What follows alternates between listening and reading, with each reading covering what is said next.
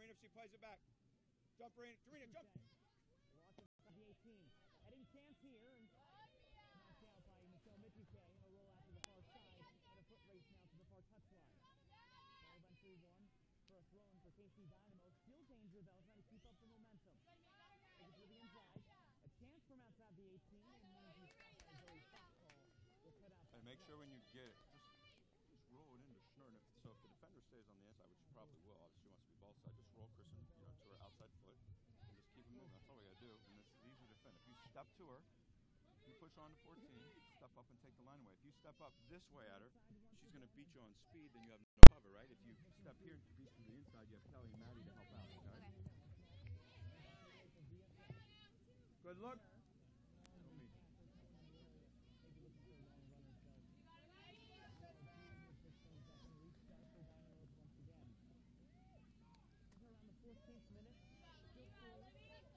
Good job, Lev.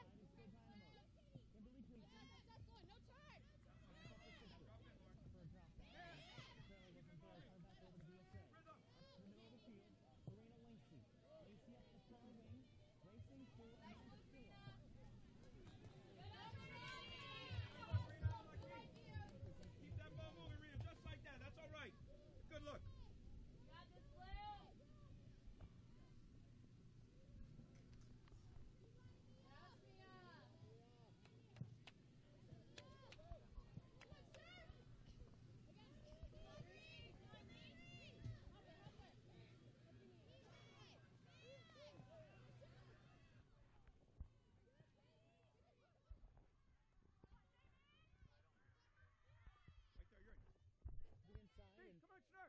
Taken out by Maddie Watson.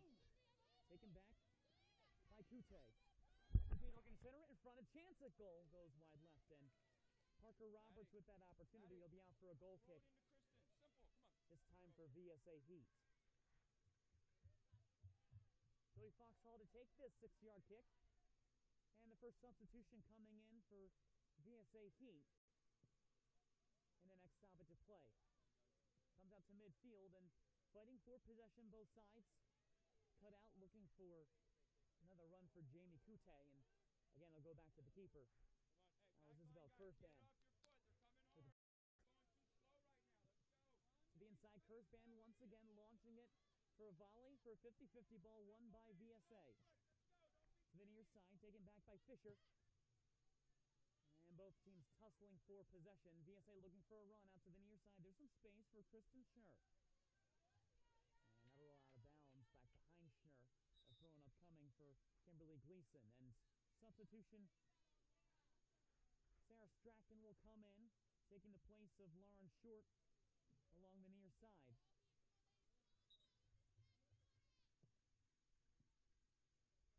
And Strachan playing left back now. Once again, it'll be Kimberly Gleason for the throw-in along the near side.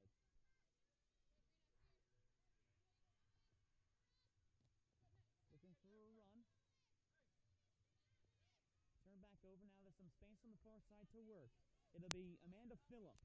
Phillip racing up that far side. She's had some opportunities earlier on in this quarter, in this half. And turn back over. Getting closer to the attacking third for VSA. Now the counter.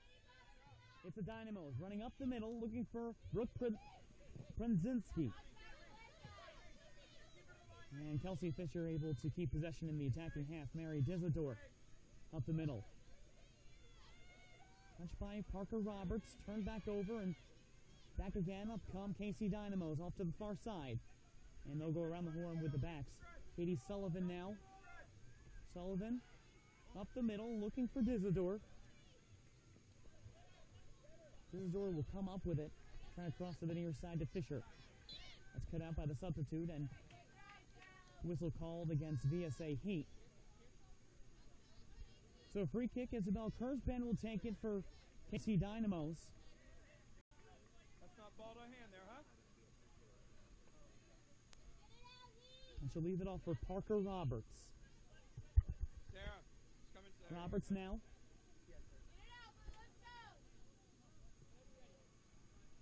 He's about 30-35 yards from goal. Roberts, a low line drive, And no one could make the run, so it'll be another goal kick upcoming for VSA Heat 96 Blue. Taken by Zoe Foxhall once again.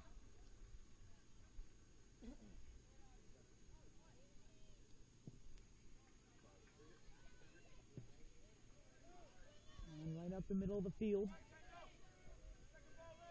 Katie Sullivan. Now the run for VSA is taken away by Taylor Reynolds along the far side, the left back, and cleared out by Noelle Jewell. Go on for a throw-in for VSA.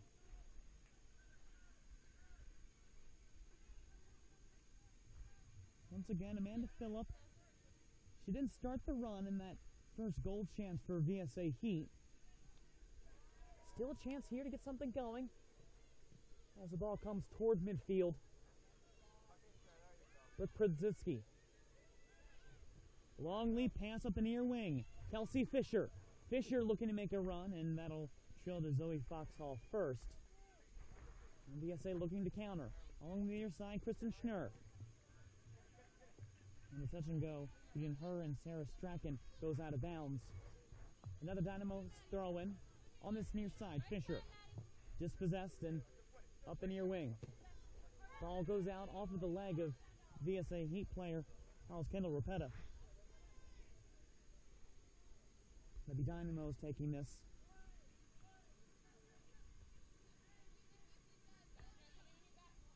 Kim Gleason. And fortunately for VSA, it goes last off the head of Parker Roberts. So throwing for the substitute on the near side, Sarah Strachan.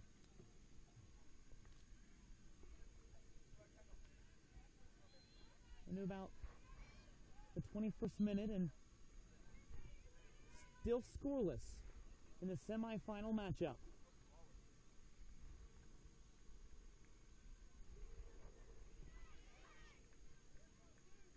With the inside cut out by Isabel Kurzban.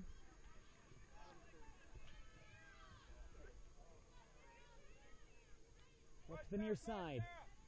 Kim Gleason giving chase to Sarah Strachan, and it'll come out for a throw-in for VSA.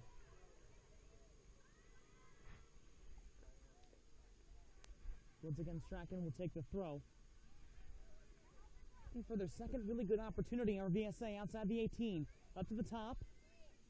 And Parker Roberts is there. She'll clear the danger. Looking to counter back the other way once again. Brooke Krasinski. And we'll go out of bounds for a VSA throw-in.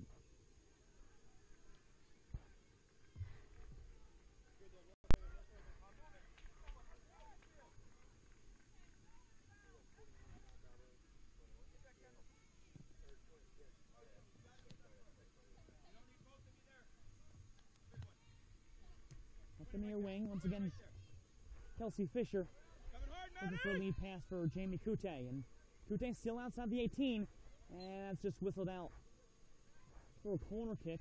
It'll be the second one upcoming for KC Dynamos. It's blue ball. Actually looks to keep it in bounds, but Come on, referee. She's all over back. VSA is the one that knocked it out of bounds. It'll be Kurzban once again Be a great one to rewind from the when near you get home corner. and take a look at. Kurzban. Everyone set up on the far side of the 18-yard box for the Dynamos. Now Kurzban, high cross inside, looking for a header. The heading chance is still right around VSA. To the top of the 18, a chance at goal. That's blocked away, coming out to the near side. And VSA is able to clear it out of the 18. And the second corner chance for KC Dynamos comes up empty. Decent chance right around, and just might have been the setup that was a little off for the Dynamos. And it's out to the near side. Once again it comes. And Kansas City will take this ball out for a throw-in. Kim Gleason will be on the throw once again as we move on.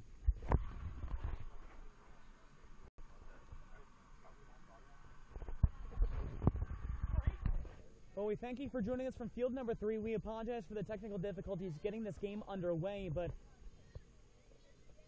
we're a little bit past halfway into the first half, and more substitutions coming on for VSA Heat. No score. There have been a couple decent chances for either side through the first 20 or so minutes of this game, as coming onto the field for VSA, Isabel Muzo and also Taylor Decker. It'd be an exchange up at the forward line, trying to get something going for VSA Heat. They've only really had one chance, and it was almost an open goal for Michelle Michike. Most of the time it's been possession by KC Dynamos over the course of this game. This is a U17 Girls Semifinal between Kansas City Metro Dynamos from Overland Park, Kansas, and Virginia Soccer Association Heat 96 Blue from Virginia. Colin Shuck with you this morning. We'll have another semifinal U17 boys after this game at 10 a.m., barring extra time as this ball goes out of the play along the near side. And once again will be a throw-in for KC Dynamo's Kelsey Fisher, who has one goal in this tournament, throws it in. And Fisher cutting toward the 18. Fisher, she tries a weak one, goes goalward. Still not completely out just yet. Along the near side, a touch by Kute. Kute across in and cut out by Zoe Foxhall, the goalkeeper for VSA Blue. Foxhall 7 goals against through 3 tournament games as the ball comes to the near side. And it'll come out for a throw-in for VSA.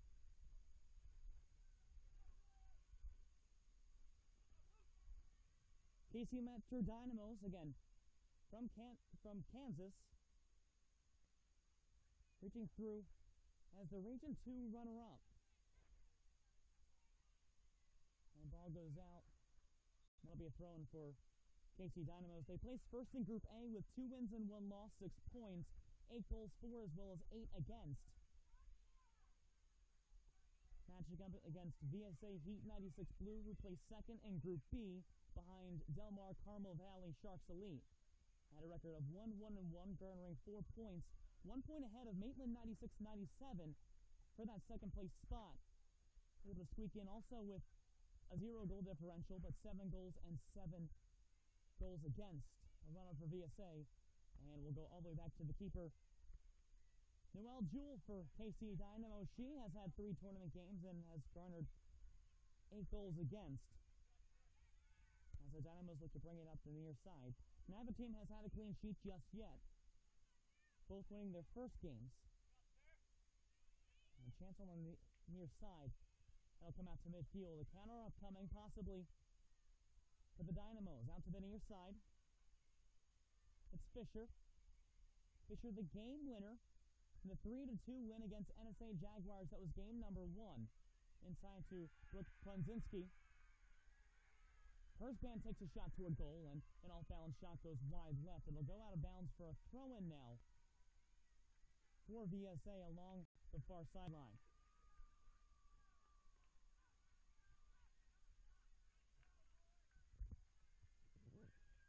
Taken out along that far side, and still will stay over there for VSA Heat.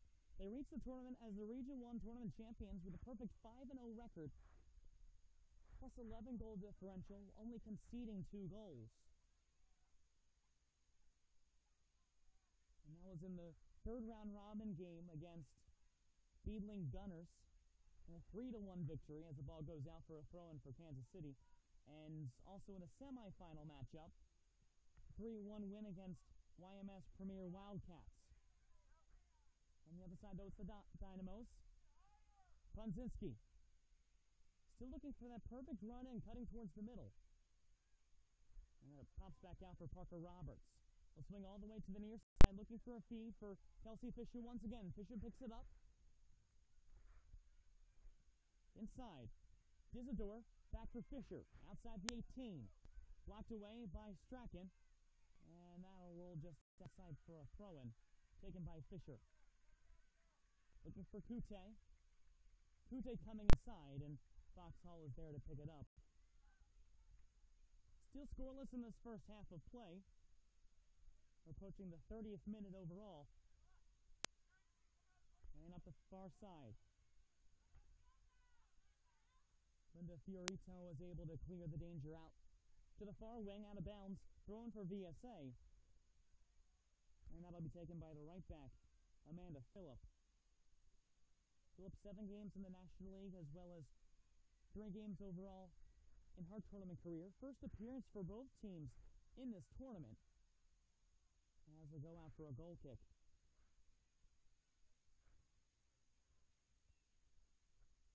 Virginia Soccer Association has had two other teams since 2010 to make the tournament. In 2012, through this season, VSA Heat 94 Blue have made it the past 3 years, and VSA Heat 97 Blue made the tournament in 2010. As the ball goes out of play for a VSA throw-in. And they haven't had a championship for either side just yet for their clubs. And ball goes out for a throw-in. It'll be for KC Dynamos. The U19 girls team, they're playing in the national championship versus Team Chicago Academy Botafogo from Illinois. That's at the main stadium, field number 11, at about 5:45 p.m. this evening. After they placed top 2 out of 4 teams in their pool play. On the near side, VSA trying to build some kind of momentum here. Taken out to the near side, cleared out by Katie Sullivan. Not out to midfield just yet. Still VSA with a chance. Taylor Decker to the near side. Corhonen, and that was Olivia Corhonen firing it wide right. So it'll be a goal kick out coming now for KC Dynamos as another substitution will come in for VSA. This will be the 4th substitution of this first half of play. Coming off will be Kristen Schnurr. Schnurr, with team-leading 4 goals in the past 3 games, had a hat trick in the 4-3 victory versus Maitland 96-97 Florida Crush Black. Those goals coming in the 10th, 51st, and 61st minutes. And taking her place will be Natalie McCarthy, yet to register a score in this tournament, but a recent graduate, still not fully committed to if she'll play collegiate play, at least not on record just yet. As once again, up the middle comes Dizador. Dizador, a long feed up the near touch line for Kelsey Fisher. She has some room to work. Cutting into the 18, Fisher still at the 18, a low cross inside. And that's taken back out toward midfield by VSA. Just a simple deflection is all you need at that point. The ball's not crossing in high. And it'll be taken out for a throw-in. Kimberly Gleason once again will take this throw. Listed in 5 games in Region 2 play. Out to the far wing. Mia Burita. Up for Phillip. Working with Bria for a give and go. Looking for Taylor Decker along the far side. It goes out for a throw. KC Dynamos didn't play in National League play this season, but they did place first in Pool D during the Region 2 tournament with a perfect 3-0 record and 12 goals for and 4 conceded. Came up with a 4-0 victory in the semifinal rounds to advance to the Region 2 championship. That was a victory against FC United Select from Illinois. As they look for room up the near side, Isabel Kurzban looking for, and that ball will run to Kim Gleason in a foot race with Olivia Corhonen. Trying to cut in this Corhonen. And that's on the near side. It'll go out for a throw-in now. Still VSA Heat possession. And it'll be a substitution now for KC Dynamos. Coming off Katie Sullivan and taking her place, Paige Prunzinski. Paige doesn't have a goal registered yet, but her and her sister Brooke will be both attending Missouri State University in the 2015-2016 school year.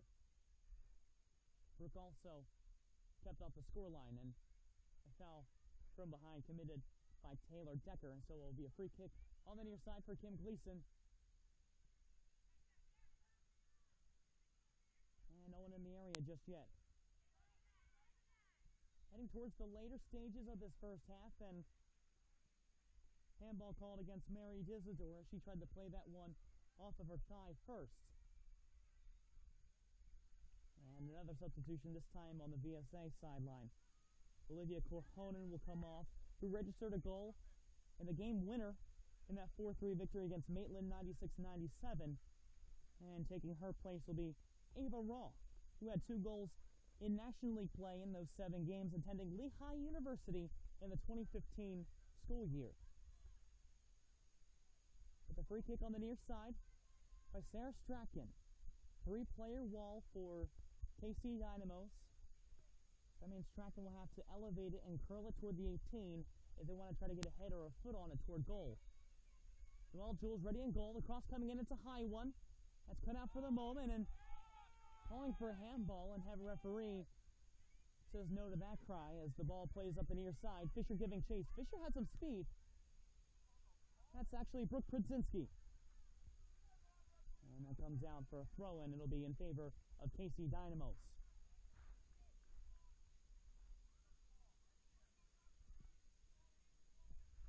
Taken by Fisher. Looking for Kute. Ball bounce out of Natalie McCarthy of VSA. So it'll be a throw-in once again taken by Fisher. Out to the middle. Mary Disador.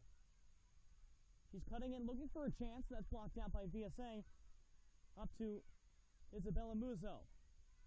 Up toward midfield, and still trying to continue the run, but over there is Taylor Reynolds. And Reynolds will pick things up, play it all the way back to Noelle Jewell. And that advance has subsided for the moment. Still scoreless. Around 10 minutes remaining in this first half of play. Here from field number 3. The first game of 2 semifinals this morning. Before we have a bit of a break and a U17 Girls National Championship game at around 6 p.m. And once again, ball clears all the way to Noelle Jewell back in the 18. So they'll have to start out there once again. And KC Dynamos wearing all white, moving from left to right and from right to left for Virginia Soccer Association in all blue. Trying to take a run in the middle. Ball taken away from Jamie Kute up the near side. And that'll roll out for a throw, and another substitution upcoming. This time checking in, Gabby Gillis. Come on for Karina Lacey. And Kimberly Gleason with a lot of work in this first half thus far. She'll come out and give way for Macy Dodd. Up the middle, and now called against VSA. Play from behind. Checking on Mary Disador, the affected player from KC Dynamos. Free kick for Paige Prunzinski. Paige the midfielder, and Brooke is one of the strikers. Here's a cross in toward the 18-yard box. A head-on by KC toward the far sideline. And once again, Zoe Foxhall's there. And racing in to make that play. It should be Jamie Kute once again.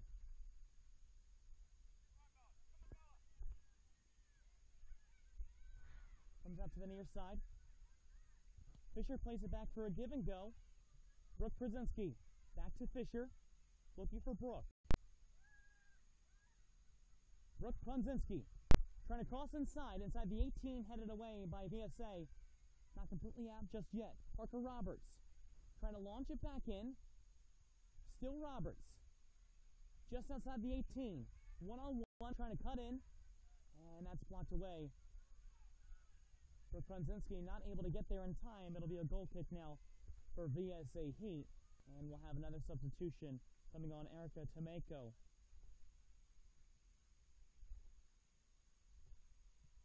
She will replace Taylor Decker on that front line. Decker was one of the substitutes that didn't start this game, but Tomeko will come in. She'll go to JMU, that's James Madison University, in the 2015-2016 school year.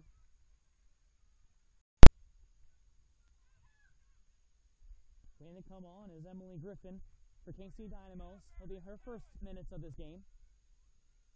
And up the middle, lost to VSA. Looking for a seam. Traveling toward that far side. A block out by Ava Roth. Roth's able to turn to the corner. Over there, Isabella Muzo. A drop back across inside to the 18, and that's cleared away thanks to the strong strike from Paige Prunzinski. And oncoming now will be Emily Griffin. She'll take the place of Kelsey Fisher, and Fisher a lot of time on this near wing, trying to race it up both toward the middle and up toward the corner flag. And unfortunately not able to convert on her one really good chance on the near side of the 18-yard box. Instead, BSA along the far touchline. They'll have a throw-in. Paige Prunzinski trying to knock it out. Headed out by Taylor Reynolds for the moment. Crossing to the 18, and that'll drift out for a goal kick once again. This one for KC Dynamos. Heading towards the final 5 minutes of this first half of play, still scoreless. The chances have been slim for both sides. Only two really good strikes at goal by KC Dynamos, coming within the first 5-7 minutes of play as the ball travels out for a throw. And for VSA, about 2.5, 3 minutes in, a golden chance for Michelle Michike, and Michike also unable to convert thanks to a very nice play from one of the center backs. Now a chance here. Erica Tomeko.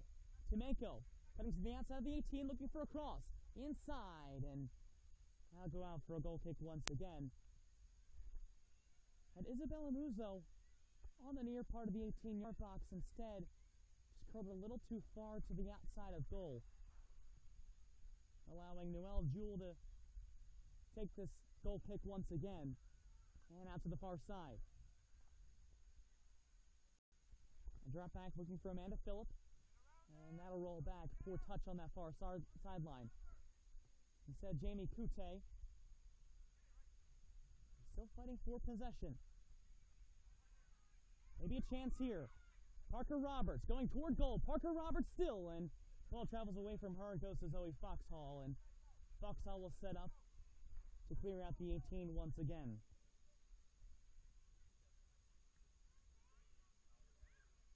You see Don, a little tug on the back of the shirt of Isabella Muzo. No call by the official, letting play go on. And turn by Erica Tomeko. That'll bounce off the leg of Paige Prunzinski for a throw-in for VSA. A little bit of urgency coming as we're slowly getting to halftime. Sarah Strachan. Head coach Derek Tour for KC Dynamos checking his watch. And also standing on the other side, head coach for VSA Heat is Steve Smith. Isabella on the far sideline will go out of bounds. Amanda Phillip will take the throw in the right back. There's 5 substitutes for KC Dynamo sitting on the bench. A touch more for VSA Heat as the team in blue has the ball going up the far side. Tomeko thinking about crossing, trying to fake out Paige Prunzinski, who goes down. A foul called against Erica Tomeko. A good sell on that as well by Prunzinski to force the foul just around the 18-yard box.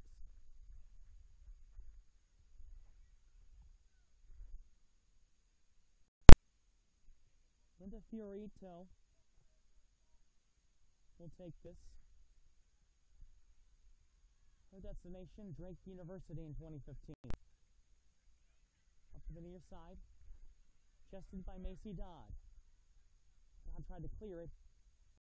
Still converted back over. On the near wing, Isabella Muzo. Muzo stops. For a soft cross inside the 18, and that's cleared away by Paige Prunzinski once again. Her sister Brooke comes out to the near side, and it'll roll down the hill just past midfield for a throw-in.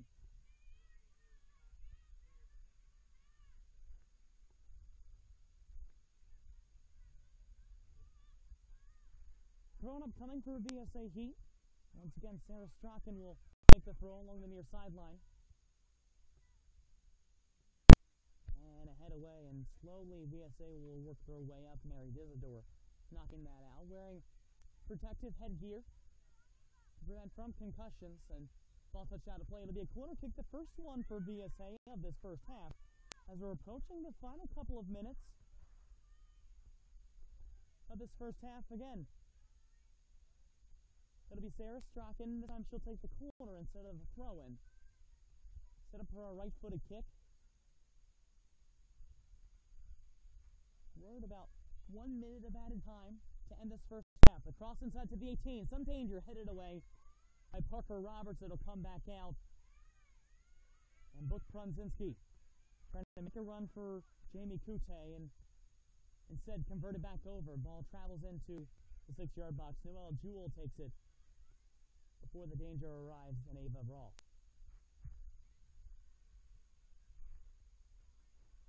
Waiting for the official word on when it reaches the 45th minute.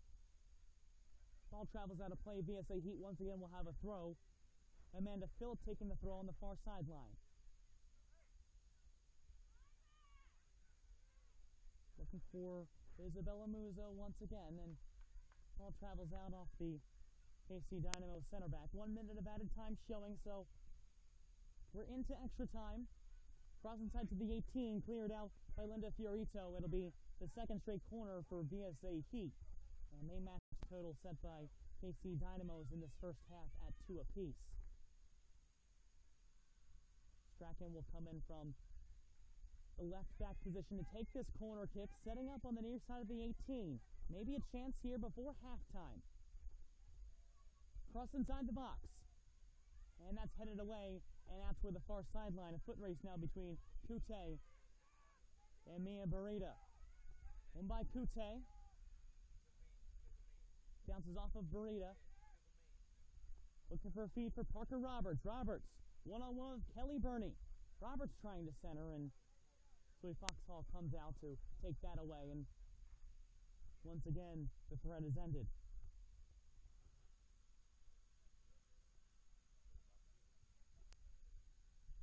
Halftime whistle upcoming, and we'll have a recap of the first half of play when we return, and a chance here up the far wing. A lead pass for Ava Rolfe. And Rolfe won't get there first, instead it'll be Linda Fiorito. She'll clear out along the far sideline for a throw. It's launched back in before it goes out of bounds. Thought for sure that would have gone out. Time for one last ditch effort for VSA. Coming up to take it, Gillis. Gillis will drop back for Muzo.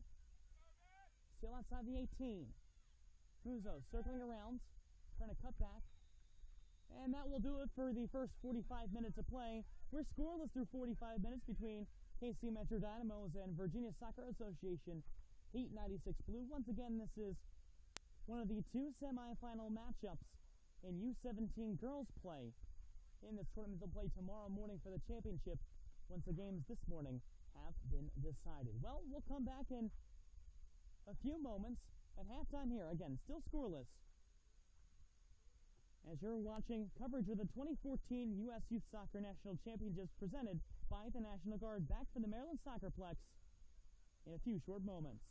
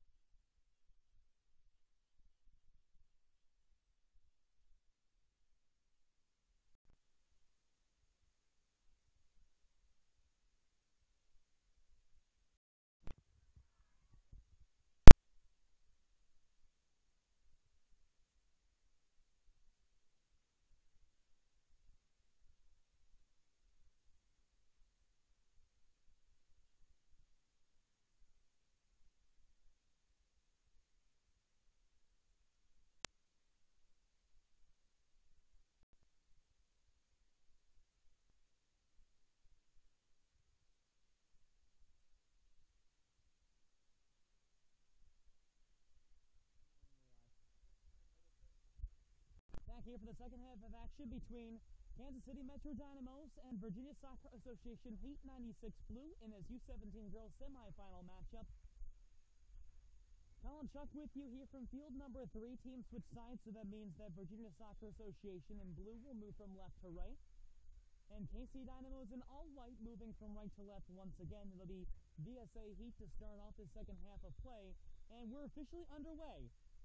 Again, here from field number 3. Scoreless through one half of play, and the chances were very slim overall. As here's the centering one in toward the 18. Go out for a foot race, giving chance Kristen Schnurr. And cleared out of play by KC Dynamo's defender. Looks like Kim Gleason along that far side. Again, chances slim overall. A couple for either side. The better chances are coming from KC Dynamos in that first half of play. That's where the 18 coming in, and that's cut out by the Dynamos. And Brooke Prunzinski on the far side. Coming toward the near side. Feed off for Parker Roberts. One-on-one chase against Kelly Burney. Roberts still along the near side toward the corner flag. And that's knocked out of play by Amanda Phillip.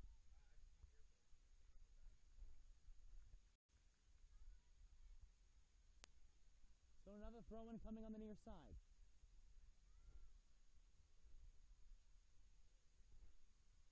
Sarah Taylor Reynolds taking the throw for the Dynamos. And that comes out inside to the 18, and foul called against Dynamos. So it'll be a free kick upcoming. Zoe Foxhall will take the kick for VSA once again. And start back all the way from almost the goal line extended. Isadora trying to feed Kute up the near side. Kute in her foot race with Phillip, and that one will go out of bounds for a goal kick before either squad gets there.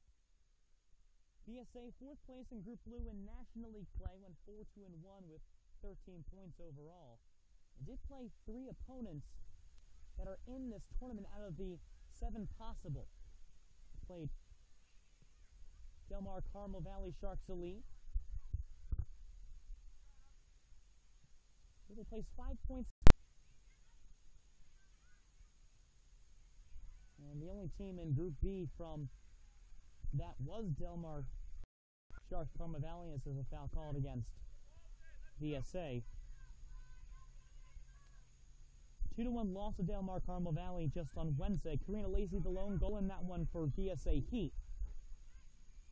And it was Natalie Sadik and Julianne DeArmas, the 2 goals for Del Mar Carmel Valley, to come behind from a 1-0 deficit for a 2-1 victory as part as their 2-0-1 campaign in round robin play. VSA trying to advance it up the near side, taken away. A stretch at the far side, and a run up the middle. Up to the far side. Kelsey Fisher. Cut out toward the corner flag, and so now it'll be the first corner kick of the second half overall, and third in the game for KC Dynamos. To take it will be Isabella Kurzban. On the 2 previous chances in the first half, Dynamos couldn't do much with it. This will be Kurzban for the 3rd time. Arm raised. Cross in. Medium height, that's headed away by Olivia Corhonen, and plays it out to midfield. Ava Rolfe on that far side. Cutting toward the inside, looking for a lead pass for Kristen Schnurr. And getting there first is Parker Roberts. She clears it out to the far sideline. It'll be a throw-in now, upcoming for VSA.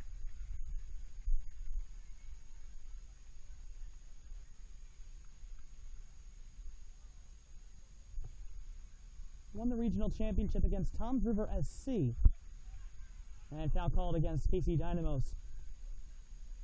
3-0 victory in the Region 1 championship, and Toms River FC has had a number of teams in the tournament, both boys and girls side.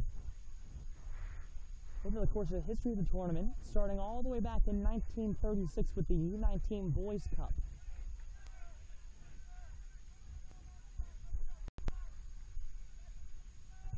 In the the 5th minute here of this second half, and overall minute number 50. Still no score, but a chance for a set piece for VSA on the far side. The whistle comes, cross it, still not completely out just yet, inside toward the 18, coming to the near side. And finally that's touched out of bounds by KC Dynamos, but a dangerous play and a good opportunity stopped by Taylor Reynolds. And just for now, VSA will have to come outside the 18. Knocked out toward the near side. With Prunzinski looking for Jamie Kute, and it'd be knocked out of bounds by Kelly Burney. Reynolds on the near side. For the throw in just shy of midfield, across to midfield and back and forth across the center line. Now turnover for Honan. Trying to center. Michike is dispossessed by Linda Fiorito. And back out to midfield. Another turnover. Things building here for VSA. Just can't keep firm possession of the ball.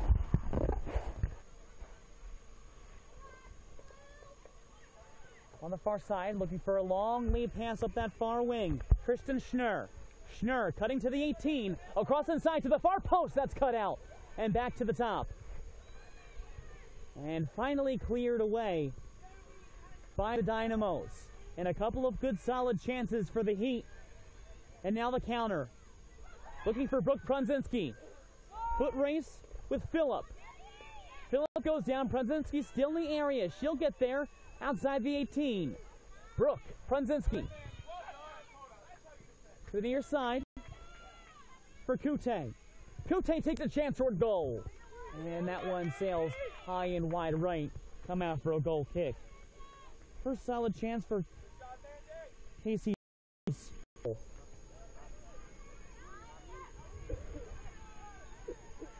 Player going down around midfield was Parker Roberts.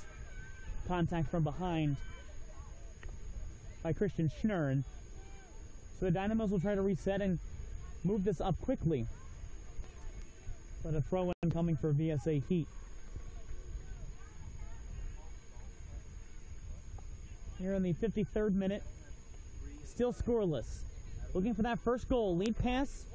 Oh, and Jamie Kute, she thought she didn't have the run and realized after the ball went through the defensive line, she had a chance and a little too late as Zoe Foxhole will take it back out. A long boot goes to the 18 of Kansas City. It'll be knocked out of bounds by Linda Fiorito. A throw-in and a quick one being taken by Ava Rolfe. VSA back the other way. And knocked out of bounds once again. This time Taylor Reynolds with a left-footed hit. And Ava Rolfe will have to take this throw-in once again. Closer to the corner flag this time. To throw it inside the 18-yard box. Out toward the top. A chance toward goal and awkward shot from Schnurr. Now go to Dynamo's play. Out the near side. Good stop by Burney. At midfield, sliding tackle attempted. Now the middle for a give and go at the edge of the 18. Coming back out once again. Seems that the form that the Dynamos had in the first half has turned to the VSA side. Now back up the middle, Kelsey Fisher. Fisher for Brooke Prunzinski. Inside the 18, Brooke Prunzinski. She tries, that's blocked away and comes out back once again, this time to Parker Roberts. Roberts cutting to the outside. Roberts trying to cross in, hit off the foot of Gabby Gillis, and able to be cleared away by Kendall Rapetta off to the far sideline. Another chance inside the 18. That's cut out, and it seems to be a trail of runs for both of these sides, trying to counter off of one another. Out to the far side, Ava Rolfe. Nice line tackle by Mary Dizador to knock that out of play for a throw-in on the far side.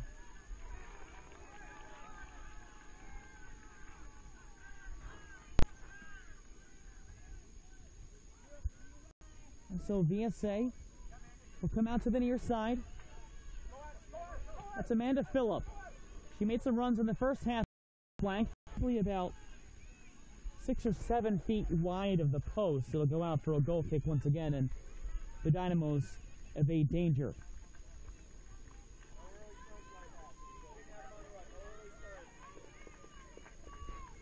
Dynamos did lose to NSA Jaguars in the Region 2 title game, who are in this tournament. And up the middle once again, trying to look for a leading pass was Kelsey Fisher. And VSA remains strong defensively. Fisher around midfield, drop back for Dizador, back to Fisher. Fisher on that far side, trying to go toward the corner flag, has an outlet, feeds it there, that's Kute. Back out to Dizador. Dizador, a long try. That'll go out for a corner kick, last off of the streaking midfielder. Second corner attempt of the half. Fourth overall, and once again, Isabel Kurzban will take this along the far side. Kurzban has a goal in 3 games in this tournament, the 12th minute of the 3-2 victory against NSA Jaguars. That was the first goal in that contest. She'll take the corner kick. Kurzban, the cross in, it's a high one toward the top of the 18-yard box, headed toward the near side. Coming out for it is Foxhall, as the rest of the attackers and defenders for both sides were waiting at the top of the 18. Another long punt, looking for a counterattack. Going out to the far side, it's Schnurr, and she'll lose it on the far side once again. There's Kelsey Fisher again. Some room to run along the far wing. Fisher with some momentum and some room, trying to cut in for Brooke Prunzinski, and Prunzinski was waiting along the near side for it. Takes it back outside the 18, trying to center it in front. And that's cut out by the defense once again, but turned back over at the edge of the attacking third. Roberts cutting in. Still, she tries for a goal. And an off-balance strike as she scratched by Kelsey Fisher. As she picks herself back up, will go out for a goal kick. Parker Roberts was waiting on the near wing. Both the 2 players on the field wearing red headbands. PSA looking for some space on the near side. Again, it's been a half of runs. Ava Rolfe, she'll get there first, let that go out of play, last off of KC Dynamos. So once again, we'll have another throw in. Rolfe into the 18. Trapped, and it seems like every shot for VSA goes to the near side, out of play. Does allow the Dynamos to reset for a goal kick once again, but Dynamos don't want them getting comfortable in that attacking third of the field. A lot of play has gone toward that direction, though. It's been much more balanced in the first half overall, which was, for a better part of it, possessed by the Dynamos. This time it's been mainly VSA, with chances on either side. Olivia Korhonen up the near touchline. Korhonen tries to cross to the 18, off of the head. Comes back out to Mary Dizador, and Dynamos will calm down and try to take a turn. Brooke Prunzinski battling with Kelly Burney, launched back into the far sideline. Christian Schnurr finds some room, cross to the 18 to the near side. Rolfe tries for a head, and Ava Rolfe is right there on the back post. Just couldn't direct it towards goal, and once again it's near side, just wide of the net. That's been the place of contact for Virginia Soccer Academy. Noelle Jewell, she'll clear it out. Taken back once again, and Virginia just seemed to be pushing Rolfe. Trying to lead a pass toward the far sideline, and that time it was Kristen Schnurr. And a corner is awarded off of KC Dynamos, the first quarter of the second half for VSA Heat. And it'll be Karina Lacey taking it. Lacey, attending NC State this upcoming fall, has 2 goals in the past 3 games. The lone goal in the defeat against Del Mar Carmel Valley, as well as the game tire in the 39th minute, and that 2-2 draw against Kings Hammer Academy. And Kings Hammer placing 4th in their group. The cross inside, has a head toward goal, back to the far post, still alive in the play, and finally cleared out, but not completely out of danger just yet. And finally, hit off of a Dynamos player, still trying to get it out. Comes up to the near side. And another Virginia throw-in. After a first half, kept for a majority in their defensive half of the field, now they're on the attack. It's Rolfe once again. For the throw-in, launching to the 18-yard box. Toward the top. Cut out, but back to Amanda Phillip. Phillip tries for a shot. Oh, that one almost caught ahead on its way toward Noelle Jewell. And Jewell will roll that one out. Now a chance with numbers for the counter. Toward the far side, Kelsey Fisher. And that's stopped on the way by Maddie Watson. And so a throw-in for KC Dynamos. In the 61st minute of play, and still scoreless, looking for that first golden chance. Parker Roberts. Far side, Brooke Pronzinski. Still Brooke cutting in, and that goes off of the foot of an upset Kelly Burney. Will go out for the corner in the third of its kind for the Dynamos in this half thus far. And Isabella Kurzban will take it. Could this be the chance that garners one of these clubs a lead? If we do have a draw at the end of full time, then we will go to 2 15-minute periods of extra time, and if it's still unsettled, we'll go to PKs. Kurzban to the top of the 18, looking for a head. It's Parker Robertson, saved by the other 22 on the field, Zoe Foxhall, who leapt up at the goal line to take the chance away from the Dynamos. They did have a couple of players around the 6-yard box in that goal line, did the Dynamos. And instead, it'll come back out the other way. Gabby Gillis looking for a lead player. And coming out, Noelle Jewell right before Kristen Schnurr came out in that area.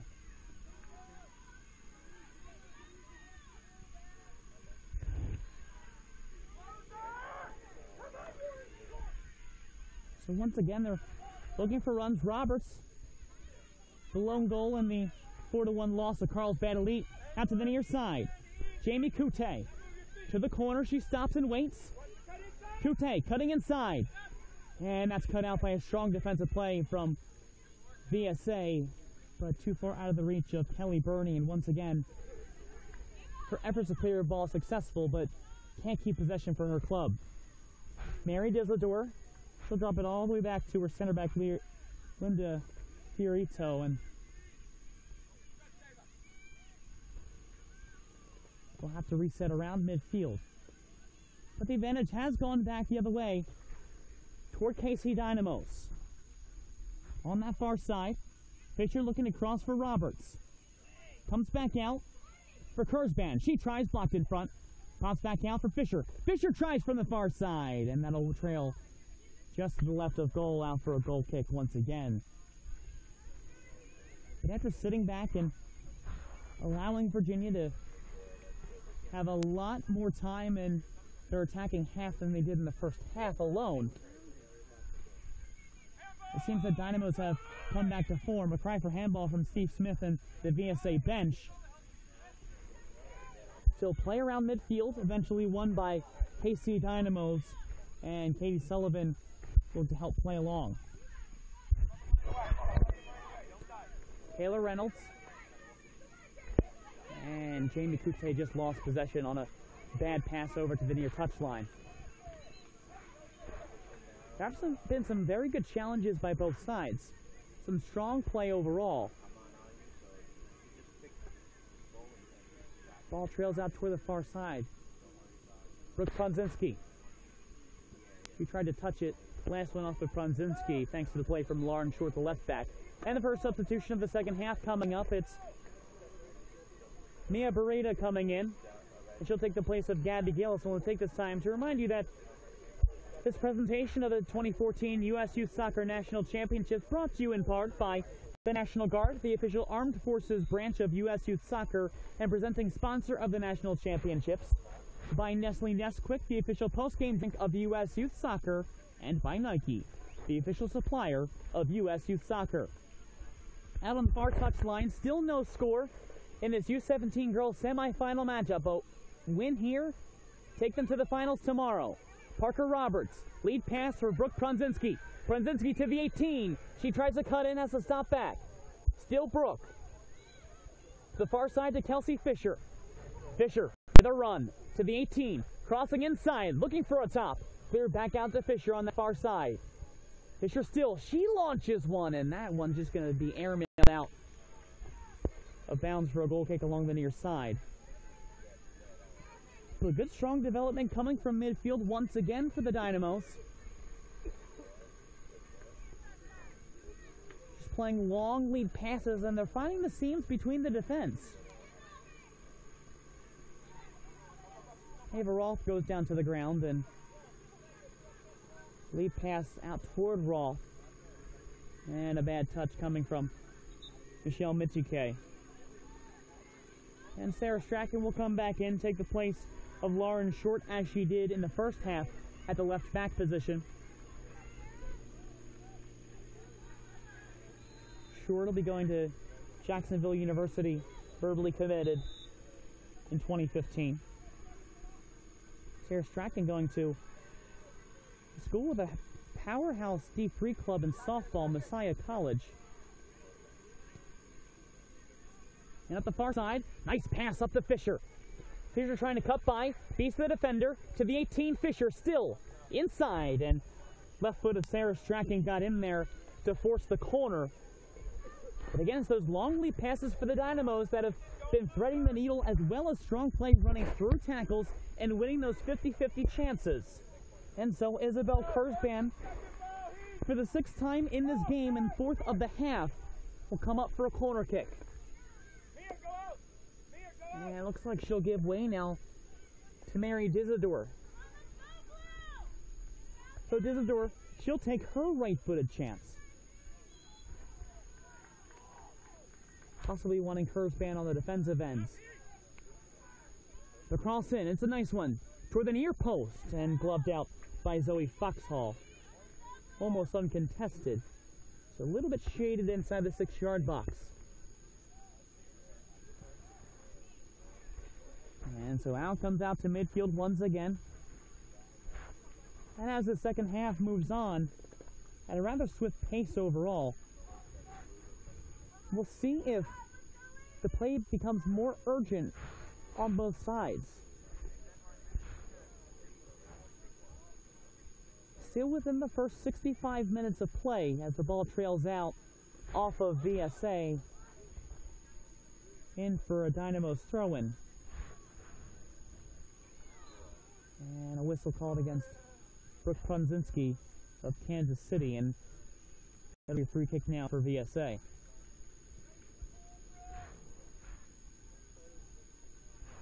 NSA Jaguars in this tournament, they were knocked out as 4th place at an 0-2-1 record, despite the fact that they eliminated KC Dynamos in the final game. And ball goes out of play, out for a throw. It'll be along the far touchline. KC Dynamos will hold possession. Still haven't seen a score yet. Kelsey Fisher. Nice strong run up the far wing from Sarah Strachan.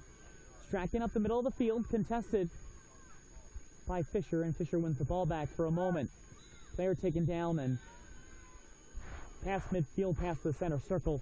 A throw-in now for VSA, a free kick for VSA. The call from head coach Steve Smith. Drive it into the 18-yard box. Club founded in 1977, still looking for their first championship. Could get 1 or 2 this weekend between this club and their U19 counterparts. Cross into the 18 and headed away once again by the Dynamos after a throw on the far side. VSA from Haymarket, Virginia. It's about 38 miles from Washington, D.C. on the west side, just straight up Route 66, and about an hour from the Maryland SoccerPlex. do have to go through the beltway to get here. Still play inside the 18, and it's finally cut out to the near side. Not completely out yet, Amanda Phillip. Phillip takes a run for the outside of the 18, and Parker Roberts has better speed. Trying to shield the ball down on the far side. Taken back by Phillip to the top. To Burita. Burita tries to the far post. A header toward goal. It's in! 1-0 VSA here in the second half.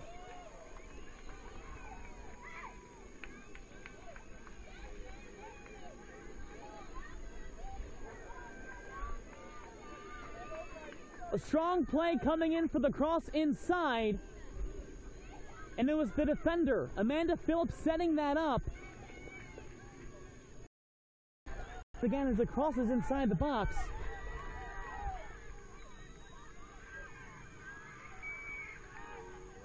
And it looked to be actually getting the header, Karina Lacey. Lacey gets the header, and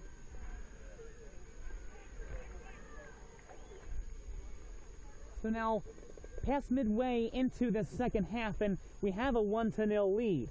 And the assist set up by Mia Beretta. And I've thrown along the far side, and now KC Dynamos has to answer.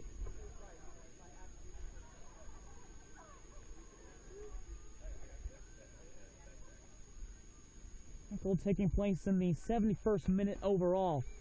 And a big one at that for a game that's been locked up so tightly. And a lot of runs on either side. It was setting up outside the 18 as the ball rose out of play off of Ava Roth. It was a setup and a drop back. Amanda Phillips found some room on the near side and gave way to Mia Burita. Streaking in Karina Lacey. What a big goal for Lacey now. Her third goal in 4 games for this tournament. Only one behind Katie Schnurr for the team lead. Looking to counter. And Brooke Prunzinski couldn't keep possession. Parker Roberts comes to swoop in instead.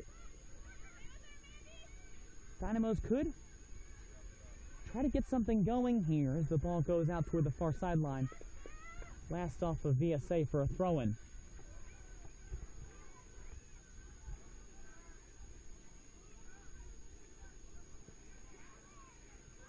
Still off that far side, and Lacey once again will take the throw-in. Brooke Prunzinski. Prunzinski cutting to the corner flag. Could be an answer here. Has to stop and cut back inside and whistled out of bounds. And Prunzinski, unfortunately, just couldn't keep it in play, so ball rolls out. It'll be a throw-in on the far side. Taken by Sarah Strachan. And another throw-in upcoming. Approaching the 70th minute of play. We finally have our first goal of the game. It took just under 71 full minutes, but it's VSA, the team that placed second overall in Group B, with a chance to hold on here and maybe tack on some more. With some room on the near side, Amanda Phillip. Phillip cuts by the defender, Taylor Reynolds. Phillip still going toward the corner and knocked out of play by Linda Fiorito. So Fiorito now forces a throw for VSA once again.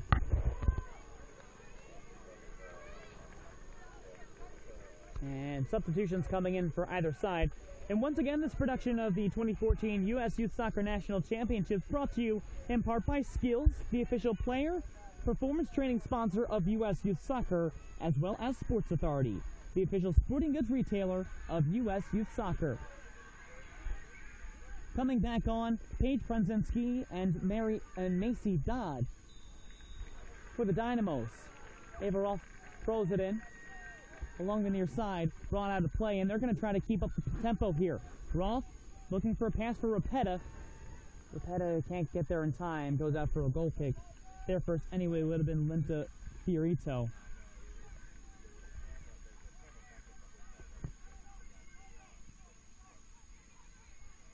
Long strike from goal from Noelle Jewell.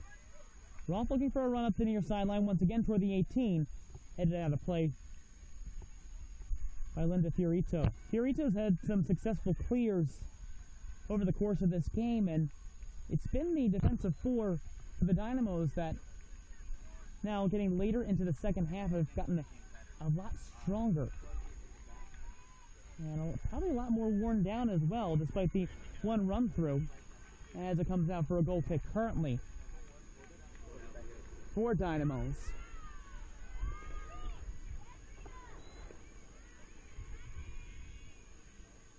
Off toward that far side. That's a good run here. Can they develop one now? To the near side, to Parker Roberts. Roberts trying to scissor her way through to the inside, looking for Kurzban, and put out once again, but not completely out of the half of the field. Mary Dizador trying to run through, and Dizador will find the ball right outside the center circle, and a foul committed by Paige Prunzinski of FC Dynamos.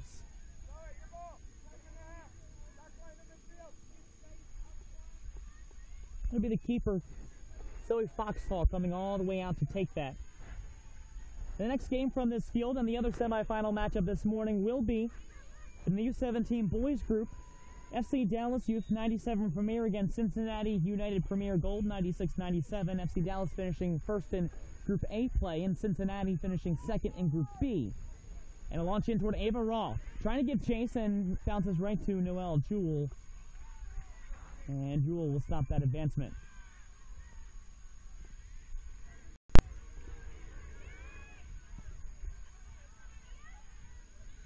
Comes out here to the near sideline. Long feed toward the inside to Schnurr.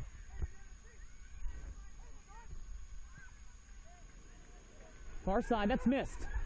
Along the far wing, Sarah Strachan. Strachan trying to center it in front. And the defensive backs once again coming up for the Dynamos time after time. And Virginia has found their form.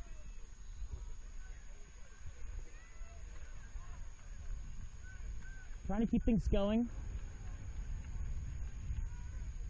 Trying to feed to center ball toward the middle. Strachan taken away by Isabel Kurzban. Now a turn up the middle. Jamie Kute. That's Brooke Prunzinski instead. And Parker Roberts had a run up the near side. Cut out once again. Roth a give and go. And that one bounces out of play. Intended for Amanda Phillip. Within the final 15. One score thus far. VSA Heat in the 71st minute as they have the ball in their attacking half. Trying to go to the far side, and Olivia Korhonen, an off-balance touch to try to go to the far corner, turns the ball over. Does seem to be somewhat of a disconnect between the defensive backs and the midfield trying to exchange for KC Dynamos. Dizador's clear, can't get out of the 18. On the far side, drops back. Looking for the near side for Christian Schnurr, and cut out once again. Counter chance here. And it's blocked at midfield by Kelly Burney. And it appears that Jamie Kute was hit up high by the ball right off of that clearance. Up the near side, Amanda Phillip looking toward the inside, cut away. Back out toward the near side. Schnurr at the 18. She tries, it's blocked out and knocked out of bounds. It'll be a corner kick upcoming once again for VSA, their second of the half and fourth overall of this game. They do have the lead,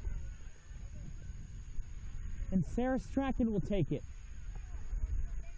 Strachan's been taking the corners for VSA over the course of this game. This will be yet another one upcoming.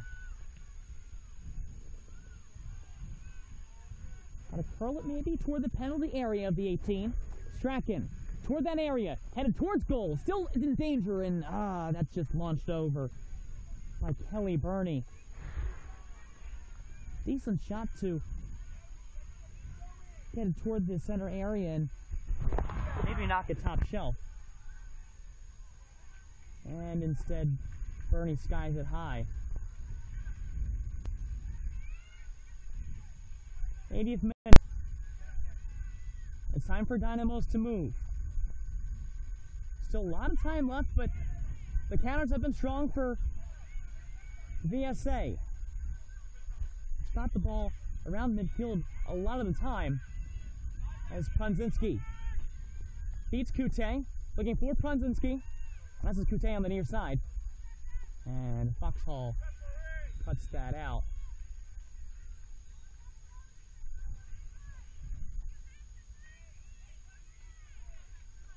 And so, just checking out Kute.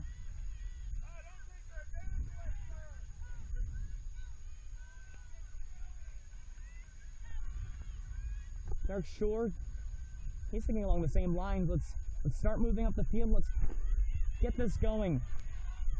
This ball goes out of play in favor of VSA once again. Amanda Phillip along the near side. Phillip, part of the three players setting up that first goal, and turned back over immediately to KC Dynamos.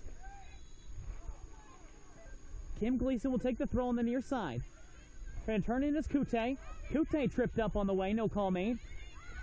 And VSA takes back possession. Stop that midfield to Gleason.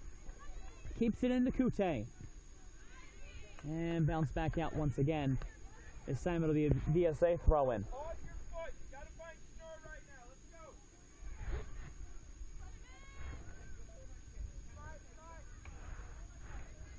Gleason knocks that ball out of bounds off of the foot of Kendall Rapetta. Rapetta once again gets the throw-in. Contact at midfield. This ball is launched up toward the attacking third.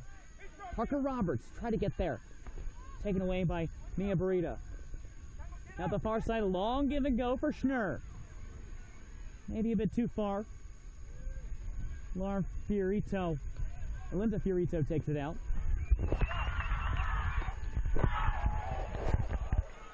Sarah Strachan takes the throw. To Schnurr, back to Strachan with a little bit of space to room for VSA. Still with a 1-0 lead. Toward the 18. Still in the area. And a long lead pass. This could be a run. That stopped as quickly as it started. Once again by Kelly Burney. Brooke Prunzinski trying to feed the far wing, and a bad one-time pass off of the back heel. Puts play back around the midway line once again. Dizador for Kute. And they're just not getting the numbers up. Midfield staying back as this ball goes out of play in favor of KC Dynamos. Gleason on the near side. Time ticking away. 83rd minute. 1 goal is the difference. Comes out to the near side. And Amanda Phillip calmly feeds it off for Burney to clear. And looking for a run to the near side. Schnurr. Getting it first is instead defender Macy Dodd.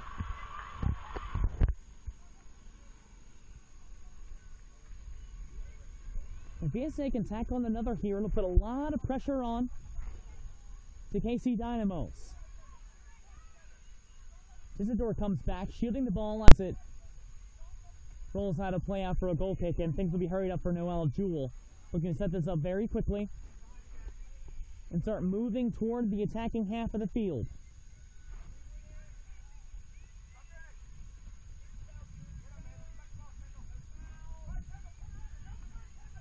The middle, Gleason loses it, and a handball called against Kim Gleason, the left back. And so another set piece coming up here for VSA. For the Amanda Phillip to take this. Phillip, again, the third player in that transaction that placed the ball in the back of the net off the head of Karina Lacey for her third of the tournament, assisted by Mia Burita for the only goal of this game. Phillip to take the throw, to take the kick. And she'll launch it right toward Noelle Jewell. Just let Phillip take this.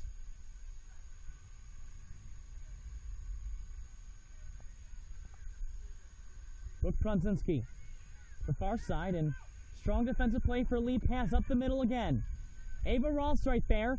Rolf fighting with Fiorito. Rolf wins it. Lets that ball roll out of play for a very deep throw-in for Rolf. About 5 minutes before extra time added on. And Isidore just clears that ball out of the 18-yard box. Another throw-in upcoming for VSA, this time along the near side. Out to the far corner.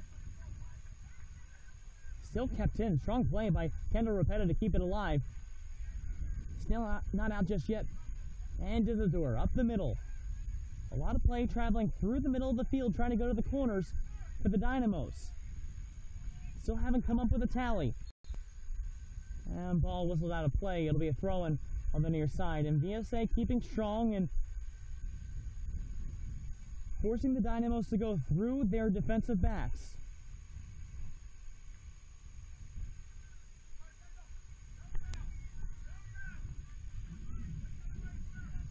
On the near side, and that goes out for a goal kick.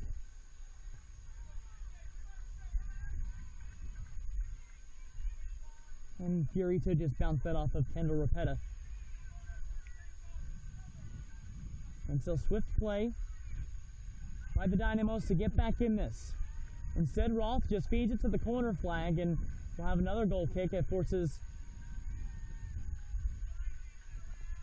Noelle Jewell to set back in at the 6-yard box. Jewell beckoned to drive it. Gets it out to midfield, but turned back over once again to the Heat. Bounced off another VSA throw-in. Play continues to look strong.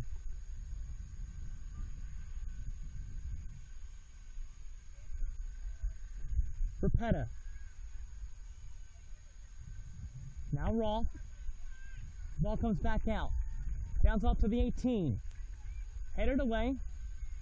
Still not out just yet. Rolf collides with a player, and that's a dangerous play by Ava Rolf up high with a high kick. Turned over just outside the 18 on the near side, and a long stretch for the Dynamos. Can't string plays together in their midfield. Parker Roberts looking to change that. Across midfield into the attacking half. And a long strike by the left back once again. Strachan feeds up the far side. All the way to Noelle Jewell looking for Kendall Rapetta of VSA.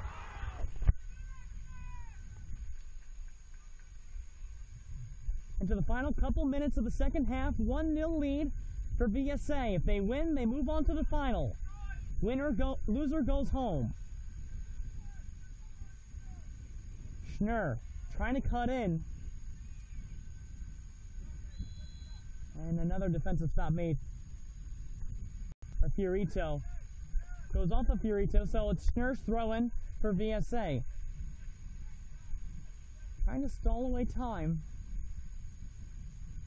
Coming all the way back from the near side, Ava Rolf to take this throw-in. And a mere stall tactic to chew up some clock.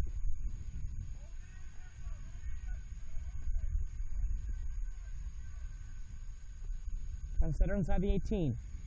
Come back out, turn back over, and a lead pass up the near side.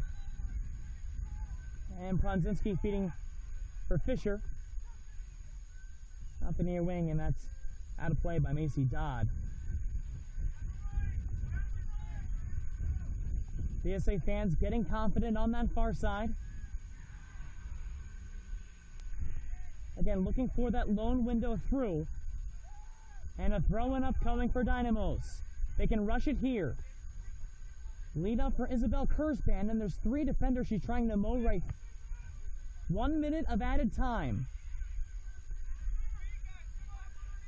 Could this be the chance? Prunzinski to the near side. Back to Prunzinski looking for Parker Roberts and cleared away. Dynamos trying to stay alive, down by 1. If they score here, they'll force extra time on the near side. Fiorito trying to cross inside. Comes back out and clears away for a throw-in. And a substitution now upcoming. Taylor Decker will come back in. Once again, this presentation brought to you by Wilson Trophy Company, the NSCAA, as well as Major League Soccer. Near side throw-in for Fiorito to the 18 for Pronzinski. Fiorito has to come back out to Roberts. Get out to the far side. And they'll drop it back for Dodd. Dizador to Roberts. Trying to cut back in. Maybe not the right choice to go into the inside. Instead, it's cleared out by VSA. A long run coming for Kristen Schnurr if she wants to get there. And out to the near side and throwing for VSA. Final moments of this game.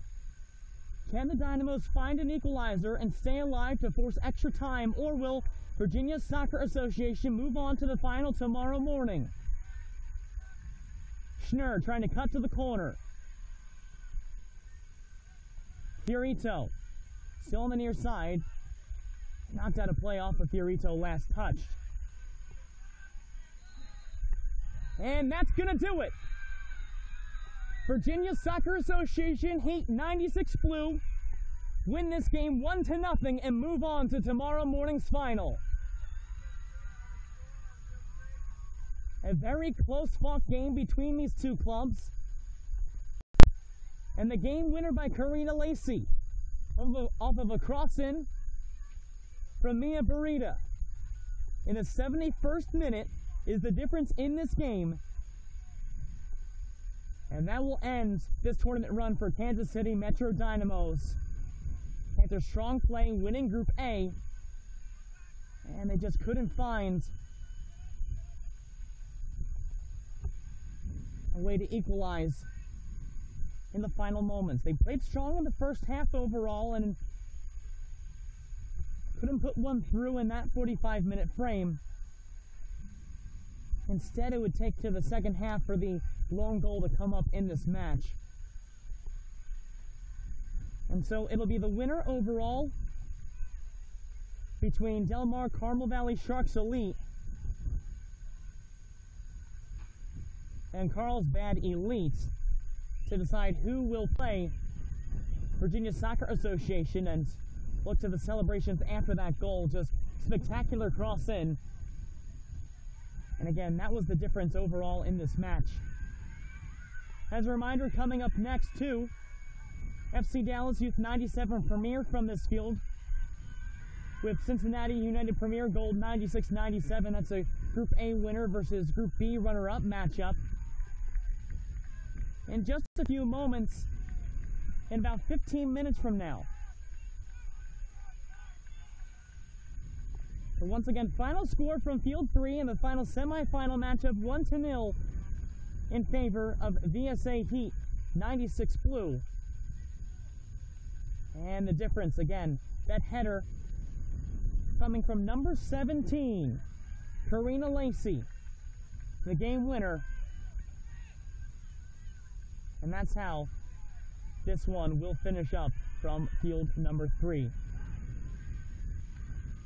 On behalf of our entire production team, U.S. Youth Soccer, and all of those at Turbo Sports Group, I'm Colin Shuck. Again, final score from the Maryland SoccerPlex on field number 3 of this U17 Girls semifinal matchup.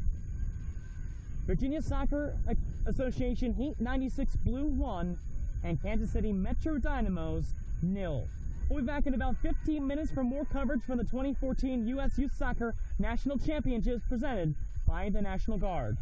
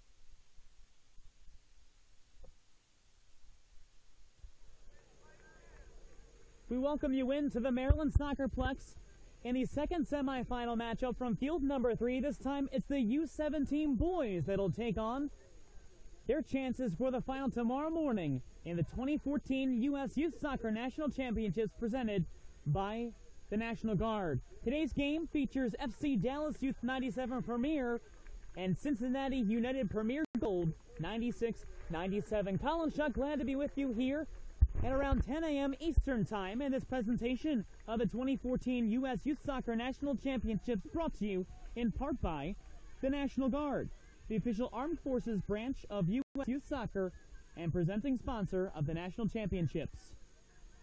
By Nike, the official supplier of U.S. Youth Soccer. By Capri Sun, the official ready-to-drink juice of U.S. Youth Soccer. By Turbo Sports Group, the official video streaming production company of the National Championships. And don't forget, you can order and purchase any broadcast from this year's event by logging on to turbosportsgroup.com. By Happy Family, the official on-the-go superfood of U.S. Youth Soccer. By Kohl's, the official department store of U.S. Youth Soccer. By Liberty Mutual Insurance, an official sponsor of U.S. Youth Soccer. By Nestle Nesquik, the official post-game drink of U.S. Youth Soccer. By Skills, the official player performance trading sponsor of U.S. Youth Soccer. By Sports Authority, the official sporting goods retailer of U.S. Youth Soccer. By Wilson Trophy Company, the official awards, medals, and pin supplier of U.S. Youth Soccer. By the NSCAA, a proud partner of U.S. Youth Soccer. And by Major League Soccer. U.S. Youth Soccer is the official grassroots partner of the MLS. As we're getting set here once again, field number 3, semifinal matchup between the Group A winner, FC Dallas Youth 97 Premier, wearing the red shirts and white hoops, moving from right to left, and Cincinnati United Premier Gold 96-97, this time going with the white tops and black shorts instead of going with the all-black look that they had earlier on this week. Dallas with a 2-0-1 record, 7 points for top of the table with a +4 goal differential, and on the other side, Cincinnati second overall, 1 point behind Manhattan Soccer Club PSG 96 at 6 points with a 2-1 record and a +1 goal differential. We're underway here, and it's FC Dallas starting things off, dumping it into the Cincinnati end, and play will happen along the near side for Dallas. Brian Padilla trying to come up the near wing, and that's cut out back to Cincinnati up the middle. David Jeffries trying to find a counter back the other way, and the first couple minutes, things will settle down a little bit, and both teams looking to get comfortable against one another, check each other out, and maybe a long strike will benefit one of them if they can find a seam. FC Dallas, the Region 3 tournament champions, a perfect 6-0 record getting into that play. Ranked number 2 overall in the nation. Looking for a run up the far side. Wanuyoa, and cleared away by Cincinnati, will go out of play. First ever tournament appearance for FC Dallas, but it's the third time that FC Dallas has had a club in this tournament overall. Back last year, FC Dallas 98 Premier got in, and then a few years ago in 2011, it would be the U15 FC Dallas Premier Club to get into the tournament. A throw-in is on the far side. Cincinnati will retrieve it. Cincinnati were the runners-up in the red group of National League play with a 5-1-1 record and 16 points overall, just 1 point shy of the top spot. And trying to clear it out of their own end. There's Jeffries. That will go toward the corner flag, and a second chance effort proves more beneficial out to midfield. Chris Villalobos plays it back. Alan Salazar now with the ball. Salazar up the middle to Jeffrey Withers. Withers trying to cut through 3 different defenders on his own. He goes down to the ground. No call made, more on his own power. Instead, David Jeffries now tries to counter. Out to the far side, and Cincinnati will slow things down overall. And a long lead pass looking up the far wing for Luke Treadway. That goes out of play for a throw-in. FC Dallas, positive results in all 3 games. First started with a draw to LVSA 97 Red. Kamar Marriott and Sergio Lara would score. Lara scored late in that game to force the draw in the 85th minute. And foul called against Cincinnati. along the far side in their own zone. Then they shut out Smithtown Arsenal 2-0. Once again, Sergio Lara scoring. It will be the eventual game winner coming in the 9th minute. Jose Benitez also benefited. And then in the final game against Fullerton Rangers 96, second place team in Group A overall, a 3-1 victory, and Kamar Marriott scoring again, and Sergio Lara once again the game-winning goal. His goals in all 3 matches were pivotal in getting the total of 7 points for FC Dallas in their tournament life. On the other side, Cincinnati, a bit of a different road and much more tumultuous. Advancing up the near side, looking for a run. Lucas Andrew trying to feed it up that line and bounce out of play off of Jeffrey Withers of FC Dallas. So they're going for a throw-in. Put it in that play. Cincinnati lost 6-1 in their second game to Manhattan PSG. Trying to cross it inside toward the box. Near side, looking for Jeffries, and that's stopped away by Brian Padilla. And so that ball will trail all the way over toward field number 4. That U16 boys matchup in extra time. Crossing toward the far side. Bumped out by Chris Villalobos. And back up the middle we go, FC Dallas. Development club of the MLS squad. Play goes out for a throw-in along that far side. Bounced into Alan Salazar. Overall, the run for Cincinnati, they won their first game 3-0 over on field 14 against FC Golden State White. There'll be no Griffith to get the game winner coming off the bench. So bicycle kick inside the 6-yard box to win that one, and then falling 6-1 to Manhattan PSG, and winning the final game against another development club of an MLS team, Chicago Fire Youth Soccer Club. A 3-1 victory in that one, and Luke Treadway the game winner. And Treadway giving chase to that ball, and it goes out for a goal kick. Tripping up on his way in, however, Brian Jackstup. The first tournament appearance again for FC Dallas, second for Cincinnati United. Last year, in the 2012 tournament, they couldn't get out of the group stages, 0-2-1 record. They've already benefited further in their second appearance. And they will have 2 more chances to make the tournament if they so choose in the U18 and 19 categories in the next 2 seasons. Ball bounces off of Cincinnati, goes out for a throw-in on the far side. First couple minutes, nothing super strong developing for either side. Again, getting comfortable and acclimated, trying to work through their game plans and test out the defense on each end. Sergio Lara is knocked down on the play, and ball goes out to the far side. And Kamar Marriott will let that go out of play. Mentioned Marriott before. 2 goals in 3 games. Scored against Fullerton just in the 2nd minute of play in that 3-1 victory. And then, as mentioned before, LVSA 97 Red, the 19th minute. Chris Villalobos loses possession, still streaking on the far side. J.J. Ero, inside for Treadway. Luke Treadway taken down, no call made. Ball bounces out to the far side. Just seemed to be incidental contact going toward the penalty area. J.J. Ero also has 2 goals, but for Cincinnati's side, he's tied with Luke Treadway for the team lead in this tournament. Back the other way, Chris Villalobos. Lead pass for Sergio Lara. Lara drops back for Kevin Rodas. And Rodas is taken down, foul on Cincinnati. A few yards shy of the 18-yard box on the far side. A prime opportunity for FC Dallas to try to test the goalkeeper, Peter Sinnebolk. Sinnebolk started in that game against FC Golden State, and head coach Terry Nickel has rotated both he and Logan Weedman, who currently is on the bench for the start of this game. You could possibly see him in the second half if things don't go Cincinnati's way, presumably. To take this will be Ivan Ulloa. Ulloa will go with a left-footed cross inside. Setting up all over the 18 are FC Dallas.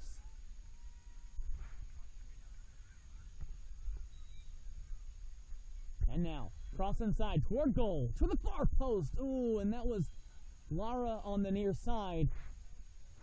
Pete Sinnebolk just let that roll right through. And now it's going to be a goal pickup coming for Cincinnati. Gosh, that was a good look overall. Just couldn't find a goaler. Ball be outside, and there'll be another throw-in upcoming for Cincinnati again. And great run made by Sergio Lara overall. Looking toward the near side. And Cincinnati trying to get a volley of their own outside the 18 box of FC Dallas.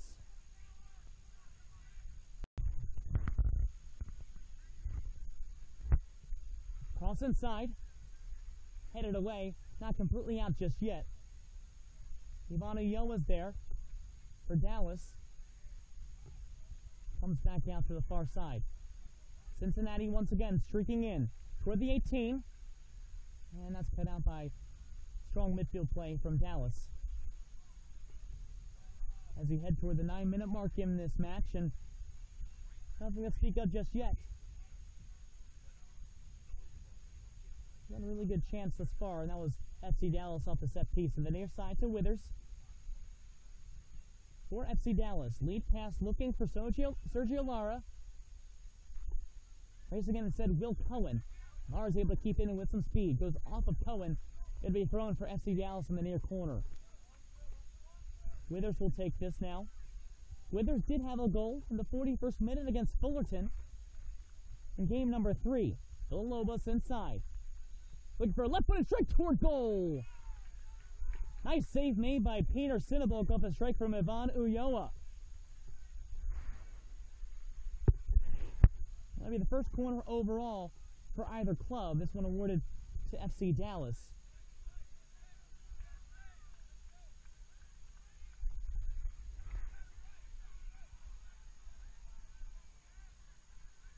And look at that strike. Set up from Villalobos was strong and just trying to turn and just air-milled it with his left foot, and Sinnebolk was there. Now the cross inside to the far post. Still alive. It's cut out. Not outside the 18 just yet. Withers tries to get ahead. Now tries to strike towards center, and Sinnebolk's there. Ball still loose, and it'll be a foul called against FC Dallas inside the 6-yard box. Dangerous play from Dallas early on. Possible contact up top for Sinnebolk, and Logan Weidman was preparing to possibly step on.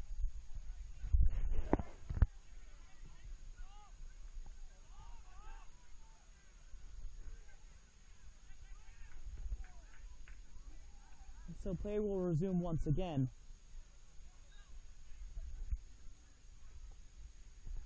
Clearance by Sinnebolk.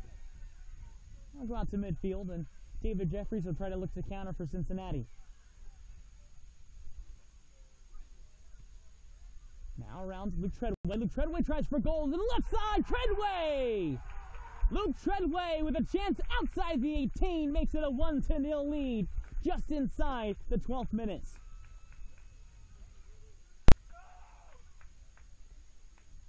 That's his 3rd goal of the tournament, and a beauty at that. And Cincinnati, the number 2 seed, able to put one through Dallas.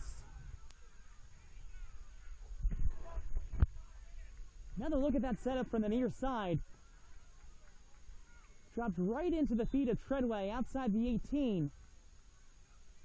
And launches that one. A beautiful curl, just racing right by Sawyer Williams, the keeper for Dallas. And despite not having many efforts thus far in the first half, all it takes are a couple good looks and a couple good through balls, and that one for Treadway. Again, team leading 3rd overall of the tournament. Starts out their semifinals strong.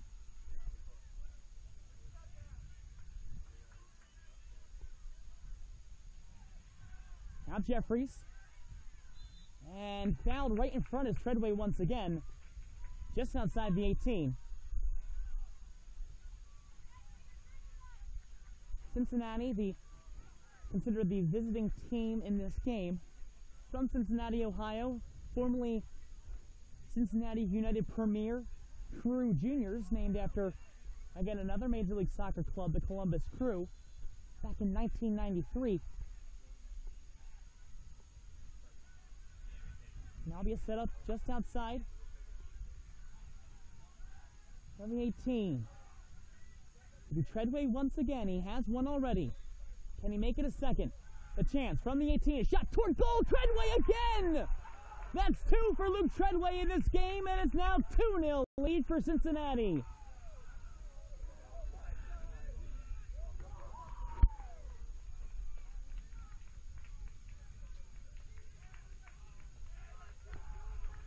The elation from Cincinnati, and so confident. And for Treadway overall, that's his first 2-goal game of this tournament. And he's trying to pump up his front line and the rest of the fielders on the field number 3 as Dallas goes back once again.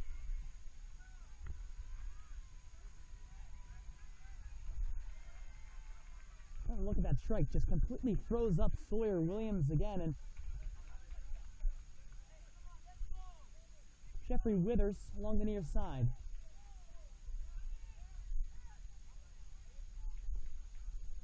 Alan Salazar looking to counter, drops it off to Brian Padilla, and they'll rotate around the defensive line, and Ryan Jacksta go all the way back to Sawyer Williams. Now look at that strike, just a rocket over freezing Sawyer Williams, and Treadway just elated to get his second straight overall.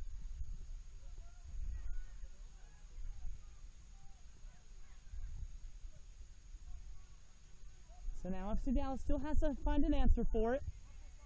Right now it's Cincinnati with the confidence of the 2 goals in the early stages. On the near side to Alex Bessel. Bessel looking for Treadway, and to the near side for Jeffries. Looking for Ero. Traps it inside for Treadway again, and a weak touch by Luke Treadway benefits Sawyer Williams. So Dallas will try to come back the other way quickly, and Sergio Lara. Another look at that goal by Treadway. That's a penalty. Perfect placement. And at that point, Williams could have made the effort, but he had already committed to maybe thinking near post.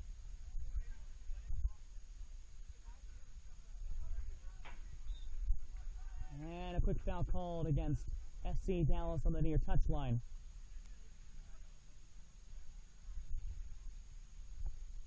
Benefits Alex Bessel. Bessel in now his 7th tournament game, played in the 2012 rounds.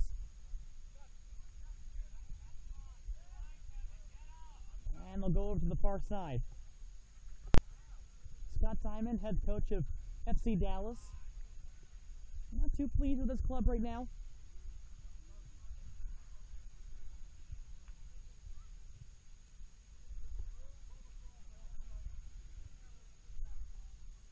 So now at the far side,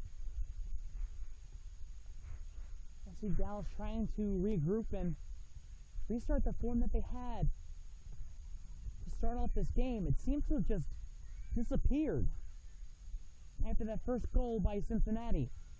Instead, now Luke Treadway making a run and propelling the club, even if on his own. Treadway now cutting in, and they'll call a quick touch foul against him. The push-off off of defender Kamar Marriott will make it a free kick now for FC Dallas.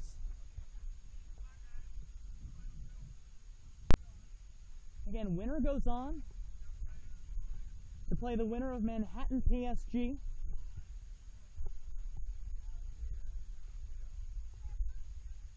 Presentation of the 2014 USU Soccer National Championships brought to you in part by Capri Sun, the official ready-to-drink juice of USU Soccer, and by Turbo Sports Group, the official video streaming production company of the National Championships. All broadcasts are available for order on turbosportsgroup.com from any of the 5 fields streaming throughout the course of this week, leading into and through this weekend overall. One of those couple of those matches, the U19 finals this evening inside the main stadium, Field 11. Sergio Lara trying to advance for FC Dallas at the far side. And that's knocked out of play along that wing by Dan Schleitweier.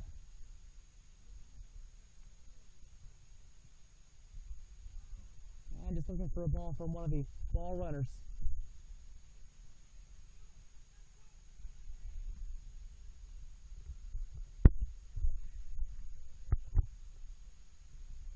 A long cross toward the inside.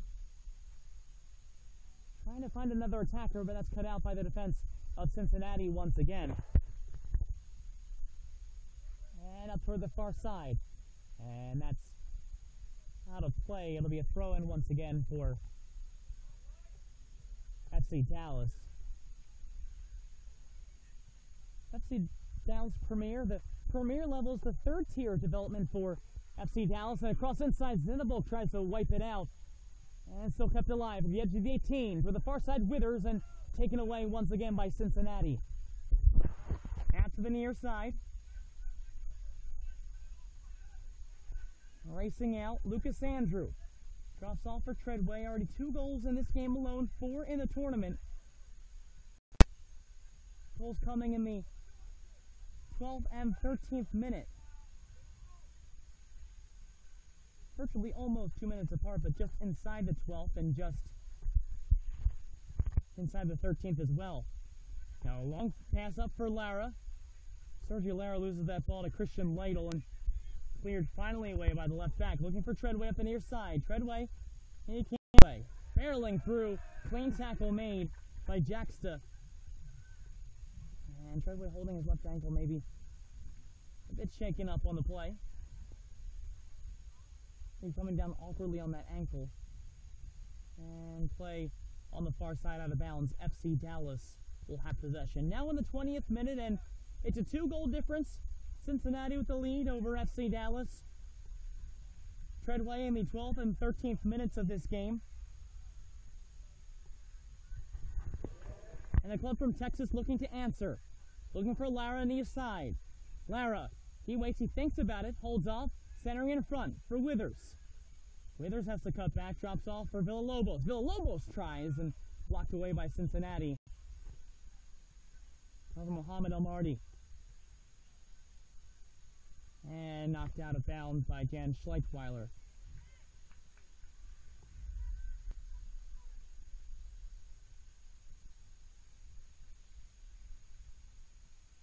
Maybe Dallas is just looking for that intimate play up to Sergio Lara. Now toward the inside, and that's knocked out of play for a goal kick off the foot of Ivan Ulloa. Ulloa, 2 goals in 6 games in the Region 3 tournament. The game winner and the lone goal in the semifinal matchup against Boca United. That came in the 47th minute overall. And then the game-winning goal in the 2-1 victory against NCA Alliance. That was in round-robin play in that tournament. Villalobos for Dallas. Up the middle. It drops back again for Ulloa. Taking Kevin Rodas. Rodas at the 18 looking to knock it in, and it'll be a corner for FC Dallas, the second of the match thus far.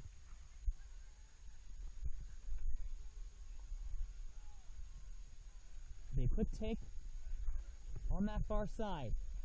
Cross inside. The top of the 18, headed toward goal. Sinopol just watches that one go up and over. And will be a goal kick once again for Cincinnati. Headed by Tamar Marriott. Marriott, 2 goals in 3 games.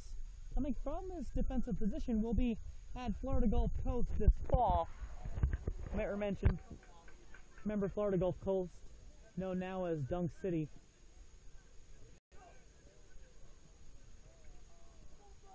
Now to the near side. Sergio Lara to the 18, tackled away by Christian Lytle, and we'll have another corner for Dallas.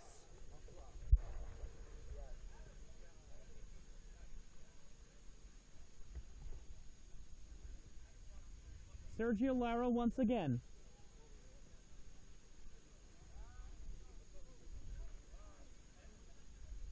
He'll take the corner this time. It'll be a right-footed strike inside to the 18. To the far side, knocked away out of bounds for a throw-in along the far touchline in favor of FC Dallas.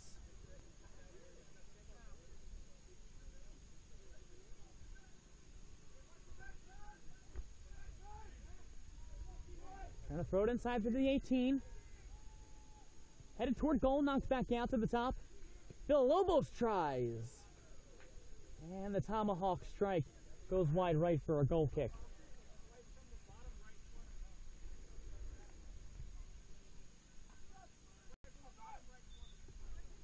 And the first substitution of the match will come in. Jose Benitez coming in for Jeffrey Withers. Benitez, a goal in 3 games, scored in the 83rd minute, part of that 2-0 victory against Smithtown Arsenal, coming on day 2 of competition on Wednesday. And Withers, with his 1 goal against Fullerton, takes a seat. Benitez will take over in the midfield area for Withers. And now Luke Treadway for Cincinnati. He's knocked off the ball and a touch foul called against Dallas, and rightly so. Now committed by Kamar Marriott once again.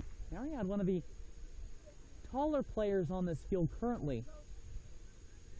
2 tallest players are both center backs, 1 for each squad, and Marriott commanding the back line at the top of the 18. Jeffries to take it. Inside to the 18, looking for Treadway, knocked back out to the near side. Back out near side, looking to turn, is Andrew, and knocked away by FC Dallas.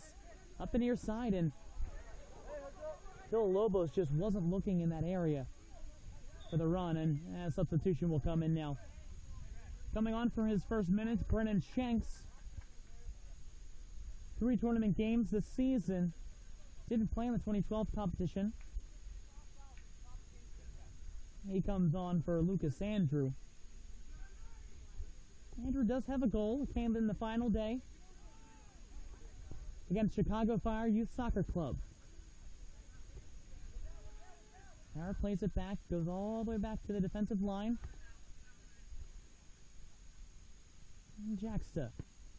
Cross in toward the middle, looking for a head to the near side. And it's Benitez. Benitez, a shot toward goal toward the far side. Great idea to take that chance. Got a slight seam through the defense, and Cinnabulk would have had to make the effort on that play if it had gone toward the goal mouth.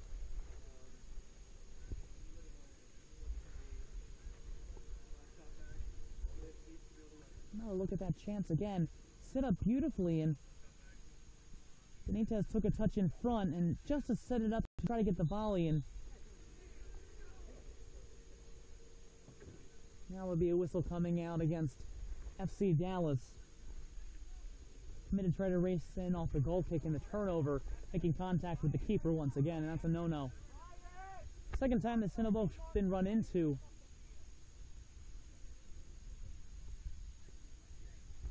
And so taking it now will be Will Cohen. Cohen in the 7th tournament game, Amherst College in 2015. For Hillhead. Andy Arrow just heads that goalward, and Sawyer Williams, the keeper, will pick that up. Between Sawyer Williams and Chase Terrian, again, only 3 goals conceded coming into today, 2 thus far. And Cincinnati along the near side keeps it in play, looking for Treadway up front. Still Treadway in that area. He's being boxed out by Alan Salazar. Salazar goes down. Treadway still committing to it. We're looking for a flag for Salazar, but he more jumped to his knees than anything. And play back on the far side once again. Volleys between both sides. Just shy of the 27-minute mark. And a foul called against Cincinnati. So look up the middle once again for FC Dallas. Villalobos tries to play it up. And cut out by Cincinnati. Now Treadway to the near side for Shanks.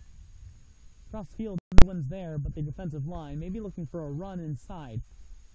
And instead, far side, Kevin Rodas. Out of play, he'll look to take a quick throw in here. For Iowa. Rodas. Out all the way to the near side to Brian Padilla. Touch inside. Dallas still trying to develop something here. Looking for Lara. Lara in the 18. A little bit of room, has to cut back. Lara trying to center, and Alex Bessel gets a foot on it. And so it'll be the fourth corner kick for FC Dallas in this first half. Still inside of 30 minutes overall. This time it'll be Chris Villalobos taking it. A goal in 6 games in Region 3 play for Villalobos. Part of the 5-1 victory against Tennessee State. Inside to the 18, toward goal toward the far side, and both teams looking for a foul of some kind for their possession. It'll be a goal kick out coming for Cincinnati. Cincinnati in 2014 announcing a partnership with Borussia Dortmund, the 8-time Bundesliga champion in Germany, through Puma. And their kits today sponsored by Puma. And ball goes out of play along the far side. Partnership includes correspondence through newsletters to coaches, players, and their parents, as well as training philosophies, and a lot of camps during the summer and throughout the year by trainers and coaches from Borussia Dortmund and their affiliated clubs.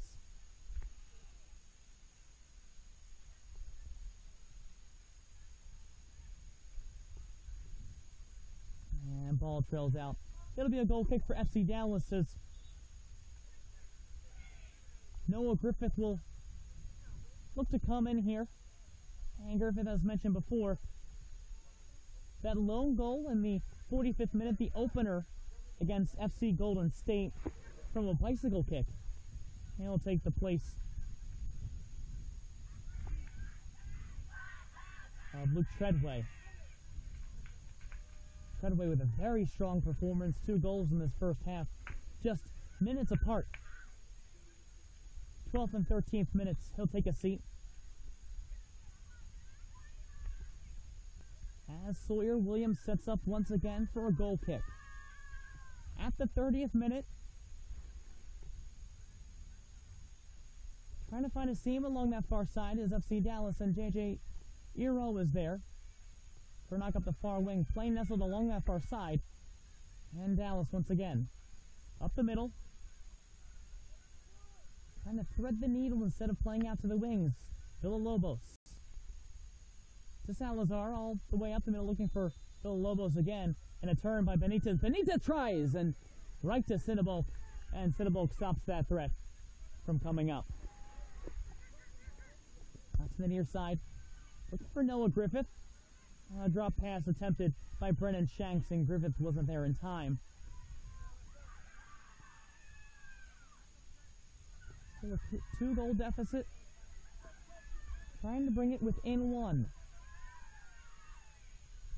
Villalobos out to his defensive lines, and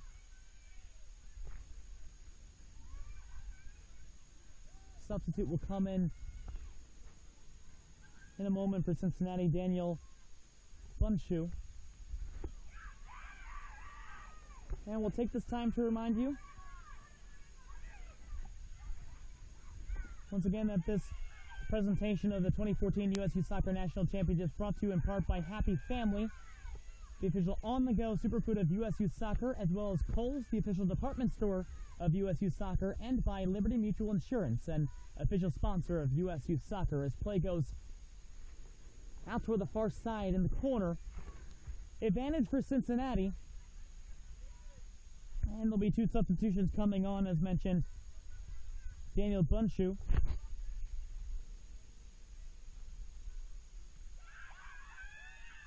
and another look at that chance from FC Dallas. Jose Benitez going right there and just not able to find it past Pete Cinnabulk. With Bunshu comes Connor Wagner. Bunshu now his 4th tournament game listed, and Same going for Connor Wagner, midfielder and defenseman respectively, and David Jeffries takes a seat, as well as Dan Schleitweiler.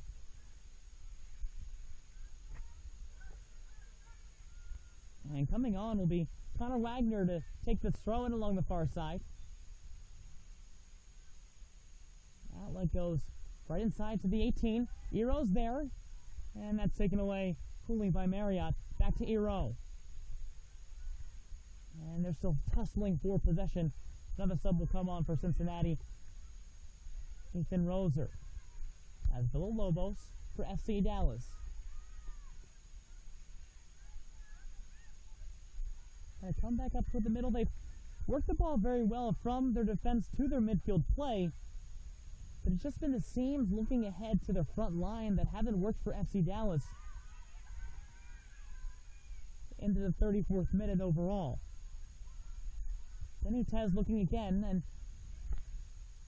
it's also been that play, but a strong play of the defense coming up for Cincinnati to stop the real strong threats, get the ball out of play, and force it to the wide corners, where FC Dallas really doesn't like to play. They like to run up the middle and try to cut in, as looking for a best angle toward goal as possible through the midfield. And instead, they continually meet the feet of Cincinnati. That one, Brady Dalton stopping it. Now up to Bunshu. Bunshu taken down, and quite the angry showing from FC Dallas.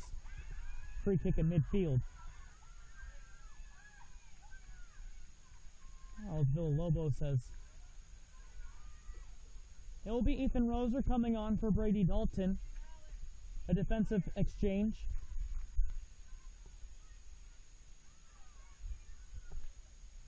And now for Ethan Roser, his 4th game listed.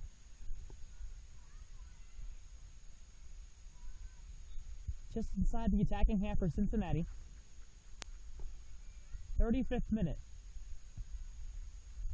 Up by 2, a launch toward the 18, going towards Sawyer Williams, and Williams knocks it out on his own, out toward the far side, and play is whistled down along this far side, and we will have our first yellow card coming against Cincinnati. They're in the 35th minute, and that was the substitute, Brennan Shanks, with that card.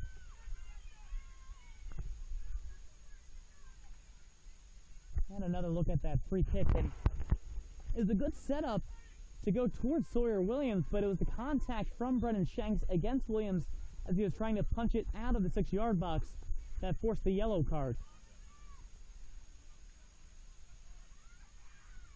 As FC Dallas can't get it completely out of their defensive half, kept in by J.J. Ero. Up to Shanks. Ero tries to help out. Shanks produces the ball toward the 18. Brennan Shanks. Lead pass at the far side. Inside the 18. Player taken down, and it'll be a foul against Dan Bunshu, who was racing up toward that far side.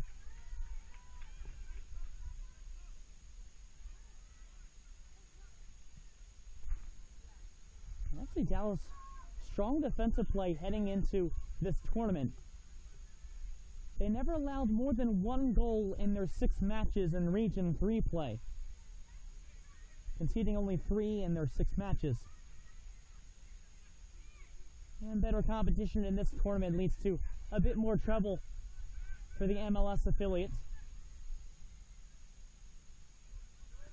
Tugging and fighting through. Ethan Roser trying to keep possession, and it drops back to the near sideline. Noah Griffith there. Trying to race through, find a seam. Ball bounces back out to the near side, kept in by Brian Padilla. And Jose Benitez can't keep it in. Alex Bessel will come in for the throw-in for Cincinnati, as Luke Hardwick will come in. Hardwick, his first minutes and now his 4th game overall in this tournament. He'll take the throw-in on his own.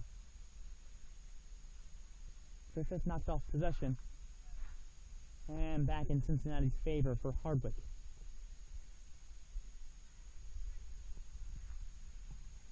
Still staying along that side. And a throw-in for Hardwick. Racing in is Shanks. Shanks in a bit of a tough matchup A little bit smaller than Kamar Marriott. Maybe by a head and a half. So a goal kick will come out for Sawyer Williams instead.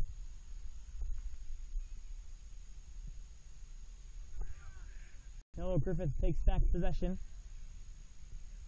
for Eero. He tries to lace up the middle himself, can't find it. And now a foot race back to the 18-yard box, and Cinderbull clears before Sergio Lara comes up. Juan Amaro is the one waiting for FC Dallas on that far side, and now he'll come in to replace Ivan Ulloa. Amaro had a goal over 6 games in Region 3 play.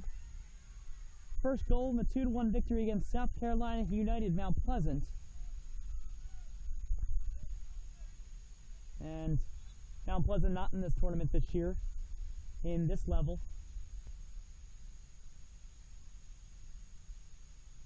And a free kick over on the far side for FC Dallas. Jose Benitez will take this. Players setting up at the edge of the 18-yard box once again. Cross inside to the 18 and finds Cinderbull. A strong read by the keeper.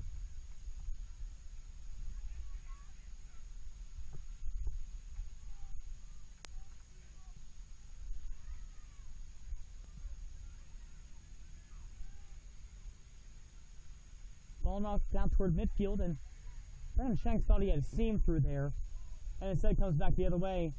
Sergio Lara trying to make a run. Now Benitez comes to his aid. Possible attack, Juan Amaro. Amaro stops. Out to the far side. Back to Benitez. Benitez tries for goal. That's blocked in front by Bessel. Going to the far corner flag and rolls out of bounds right in front of Juan Amaro. Something is developing, though, for FC Dallas that they can keep possession. Ball off the foot of Brennan Shanks. And Benitez trying to turn with it to cut back in and knocked out of bounds by Connor Wagner, but FC Dallas is threatening over on the far sideline. Trying to turn inside the 18, look for a cross. Here's a possible chance inside to the 18 to the far post. No one was there. And the attack ends, but play still remains in the attacking third for Dallas. On the near side was Reece Shatley. Shatley with long flowing auburn hair. And kept it on the near side by Shanks. Shanks with the lone card of this game. Now around midfield. There's Shatley. Long feed looking for Sergio Lara. Up the middle, Lara trying to get through to the defense. And Cinderbull picks up the loose change as Lara was squeezed by 2 different defenders. And now Harvick tried to turn and Villalobos picks it back up. Villalobos now. And out of the play on the near side. Throw-in to be taken by Brian Padilla to Shatley. Shatley finds a seam to turn at the edge of the 18. Shatley, he tries for goal to the far side. Knocked up, still not out. Benitez with a head toward it. Volleyed up all the way back toward Padilla. Moving toward midfield once again. Out to the far side. Amaro. Amaro launches one, and that'll go out up over the goal for a goal kick. But a strong development from FC Dallas over the past few minutes. They try to move closer, still down by 2-0, heading toward halftime.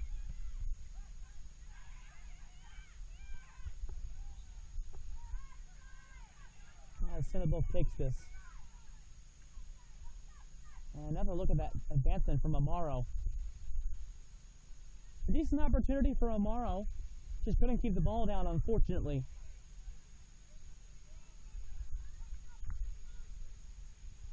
As the foul called against FC Dallas along the far side, and Mohamed Almardi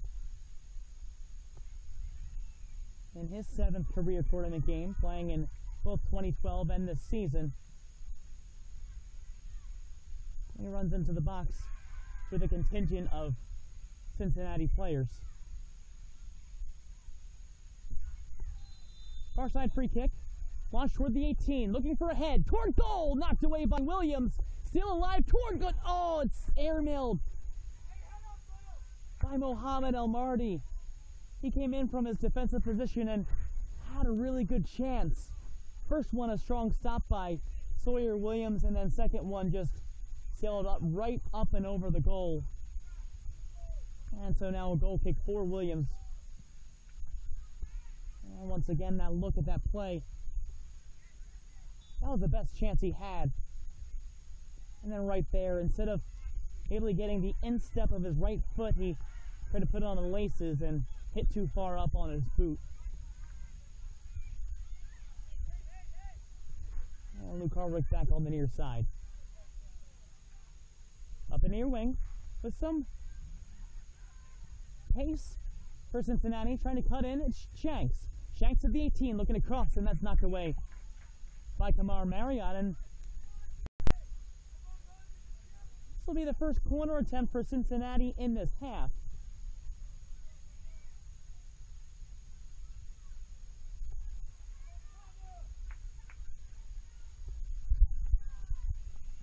And so now Brennan Shanks.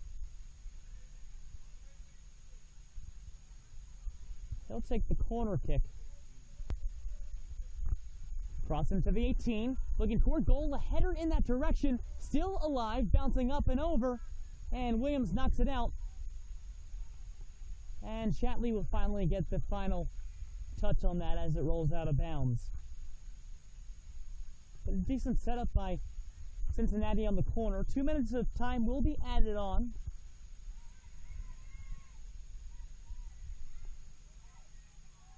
And a throw in along the far side. That rolls all the way back to Sawyer Williams, and another throw-in upcoming.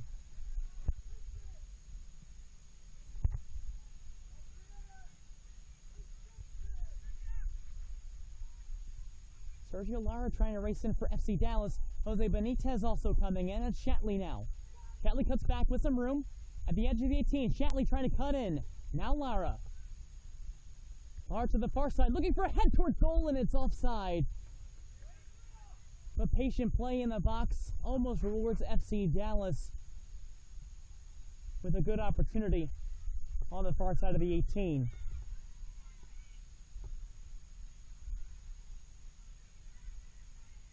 That was Juan Amaro on that far edge looking for the head. Play comes back out to midfield.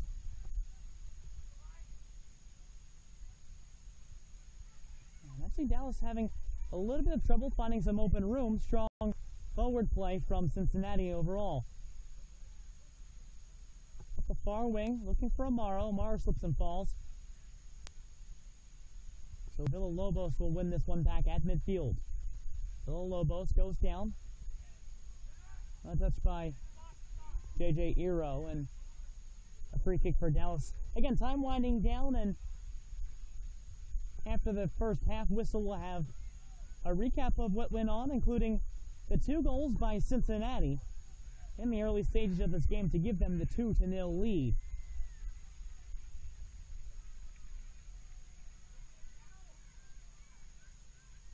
Now the cross-in upcoming from Brian Padilla. Inside toward goal. Still alive outside. And finally cut out. Cinnabon tried to play that ball, and unfortunately for him, couldn't find reach on it, but his defenders were able to bail him out as the ball is launched deep into FC Dallas territory. And that will end the first half of play. 45 minutes are over, and it's a 2-0 lead thanks to Luke Treadway and his 2 goals within the first 15 minutes of play. That gives Cincinnati some confidence coming into the halftime break. Started off strong for FC Dallas overall, but it was the big goals from Cincinnati. Luke Treadway, the first one coming in the 12th minute off the left foot to the far corner, beating Sawyer Williams. That gave them a 1-0 lead. And then the second off of a set piece just outside the 18-yard box. And a 2-0 lead, and this is another strong opportunity for Cincinnati late on in that game. Right in and just couldn't find the right footing, just airmailed it up and over. And one final look of coming in, and that will pretty much wrap things up here for the first half of play. And again, after 45 minutes overall, Cincinnati United Premier Gold 96-97 with a 2-0 lead over top of FC Dallas Youth 97 Premier. We'll be back in a few moments, getting ready for the second half of play from Field 3 when we come back. You're watching the 2014 U.S. Youth Soccer National Championships presented by the National Guard. Back in a moment for the Maryland SoccerPlex.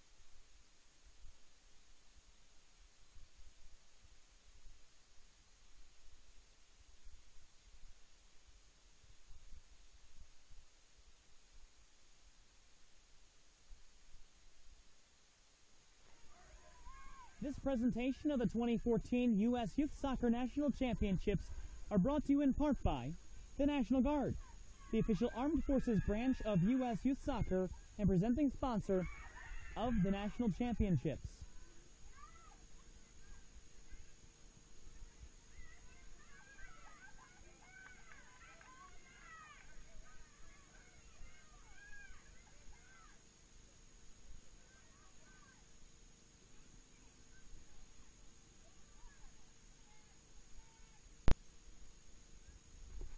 By Nike, the official supplier of U.S. Youth Soccer. By Capri Sun, the official ready-to-drink juice of U.S. Youth Soccer.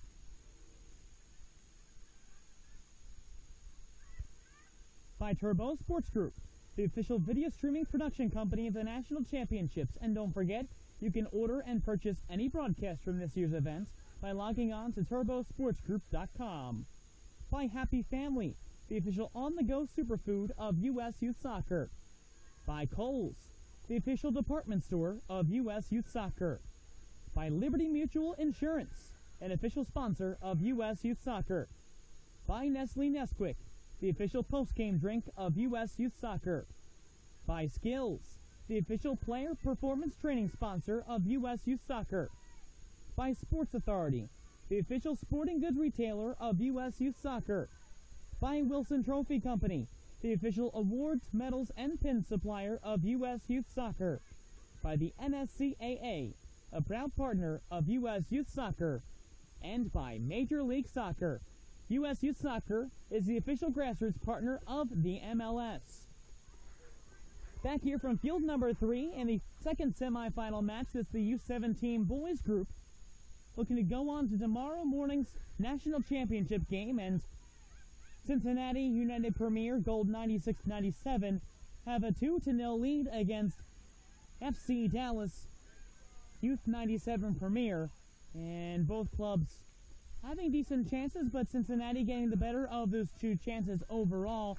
And it'll be Luke Treadway getting his third and fourth goals overall in the tournament, just minutes apart in the first half of play, to really knock things over the top for Cincinnati and give them that confidence overall to really push the envelope and get comfortable in their attacking half of the field. First one set up by Dave Jeffries, and Treadway just took his time going out to the far side. And just inside the instep, just snuck by Sawyer Williams, giving them a 1-0 lead in the 12th minute of play. And then coming just moments later off a set piece, just outside the 18, Treadway to the top corner, freezing Williams in the 13th minute for his second goal of the game, and a 2-0 lead once again. But FC Dallas would have their chances. This coming late in the first half of play, a cross through the inside of the box, punched out by Peter Sinnebolk, the defending goalkeeper for Cincinnati. And a little bit earlier on, nice strong play, and the strike coming off the foot of Ivan Ulloa just outside the 18, sailed it over the top part of the net and not able to connect, unfortunately. But teams both taking the field now for the second half of play. They'll switch sides, so now Cincinnati, wearing white shirts and black shorts, will move from right to left across the screen, and FC Dallas in uniforms that look eerily similar to that of the Major League Soccer club. They'll be going from left to right wearing their red uniforms and looking for some kind of answer in the second half of play.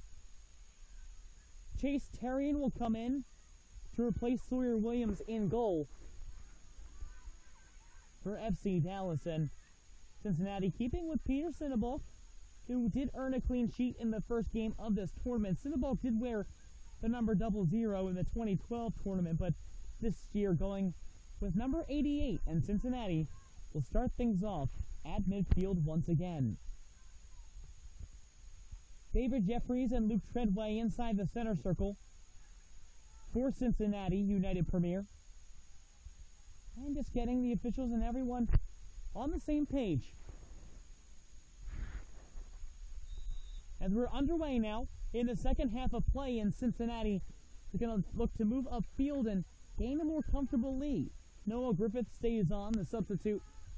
1 goal and now his 4th game overall. And Dan Schleichweiler He'll take the throw in along the near touchline. Trying to find Griffith, and fortunately, it bounced right back over to the near sideline. So another throw in upcoming. This one toward the 18-yard box. Back to Griffith inside. It bounces off of Luke Treadway and back out once again. Still kept alive by Cincinnati before FC Dallas takes back possession, and a look to launch up the near touchline again. Shatley dispossessed by Cincinnati, and ball goes out of play. Out for a throw in along the near side. FC Dallas takes possession. John Satterla out to the far side. And again, a couple of good chances for FC Dallas in the first half. They had a lot of strong play overall in about the first 10 minutes, but it was the counter and the advancement into the attacking third for Cincinnati that really gave them momentum and helped them march toward goal and open up opportunities for Luke Treadway and company. And a takeaway along the far sideline. FC Dallas coming out toward midfield. And knocked out by Brady Dalton once again. And a launch up for Treadway. Treadway has to stop and curl back. He has Griffith on the near side. Treadway still, he's stopped at the line. And that's to come back to the near side. Drop off for Amaro. Juan Amaro. Still the near side. Looking for the lead pass up for Kevin Rodas. Back to Amaro. And ball comes back out to Noah Griffith once again. Still alive for Benitez. To the far side for Shatley. Shatley can't possess it. Keeps it in bounds though. Shatley looking for a cross inside. Trying to come up top, and waving for it was Ivan Ulloa. He had been blocked off by defenders either way, and comes back to Cincinnati's possession coming toward midfield. And Jeffrey's strong play. He just trips over a player that was already down. No foul called, rightfully so. And now Shatley. Drops it back off to the far side to Brian Padilla. Back off for Ulloa. To Benitez. And that's cut out by Brady Dalton once again. Dalton came off during the first half of play after starting the game, and presumably will also have to do that in the second half as well. As the ball is played back into Ulloa for FC Dallas. Up to the near side, Alan Salazar. Salazar toward the 18. And ball dropped right in front. Still kept alive, and foul called against Reece Shatley. And so play will come back out once again. Shatley with 3 goals in Region 3 play. Out of their 6 games. He had the game winner against NCA Alliance in that final game, the 2-0 victory. And there's a player down outside of the 18-yard box. There'll have to be a substitution and a waiting to see if we do get a trainer out here. I think they're going to keep everyone. He may just be a little bit winded. Knocked down off the contact. He's slowly getting back up.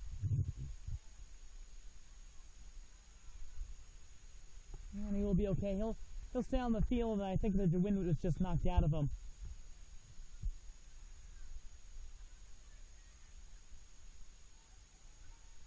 And another look going toward contact, and yeah, he got an elbow right to the midsection.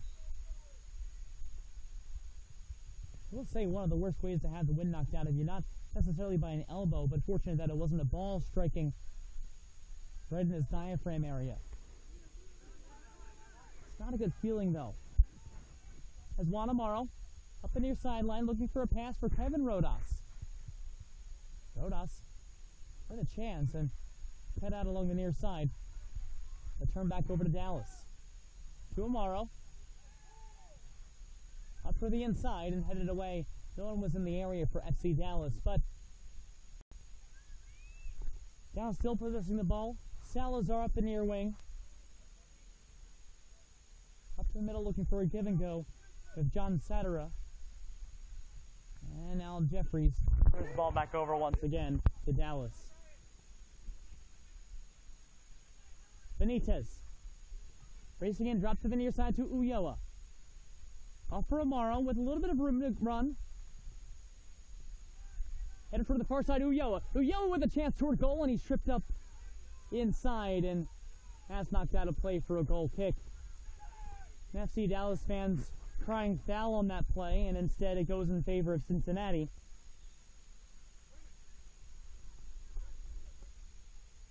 And once again, another player is down for Cincinnati, and this time it's not the midsection, it seems to be the left hamstring possibly. Another look at that play for Ulloa, just trapped it, and he brought up with the ball and made some contact from the defender, but that's not going to be enough to take away a clear scoring chance to draw a penalty kick.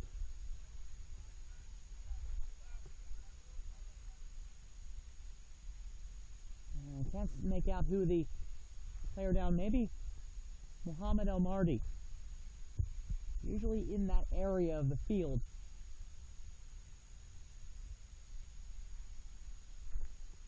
Taking his place will be Ethan Roser. He's being coached right now along the near touchline. It will be Cincinnati ball. And that is El Mardi. And now he'll be brought up with the help of his teammates. And that may be just the end of his game for him. Helped off by head coach Terry Nickel.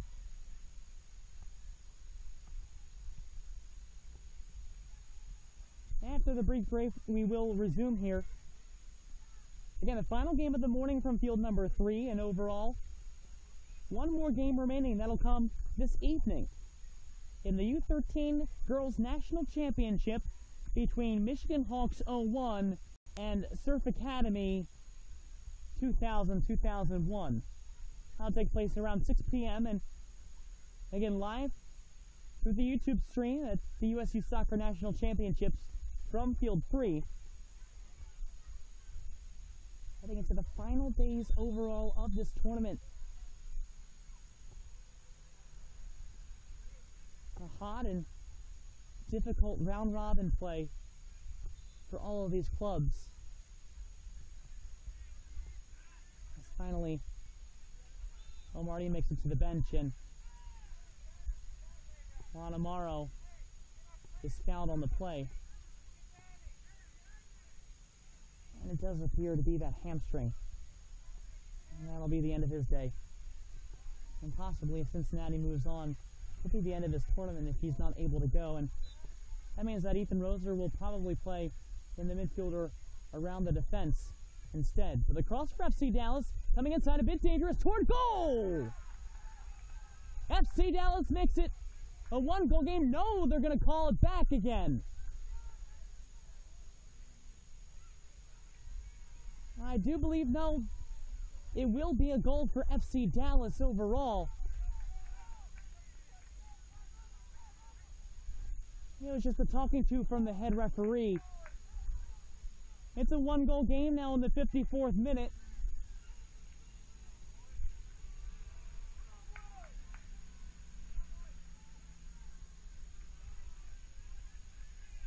So Cincinnati 2 and FC Dallas 1.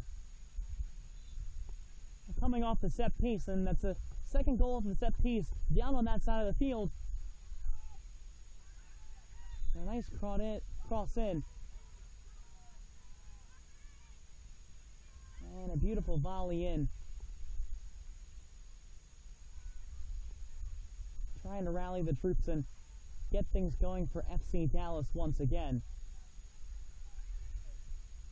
Now ball launched up the near touchline. Up the near wing. It's Kevin Rodas.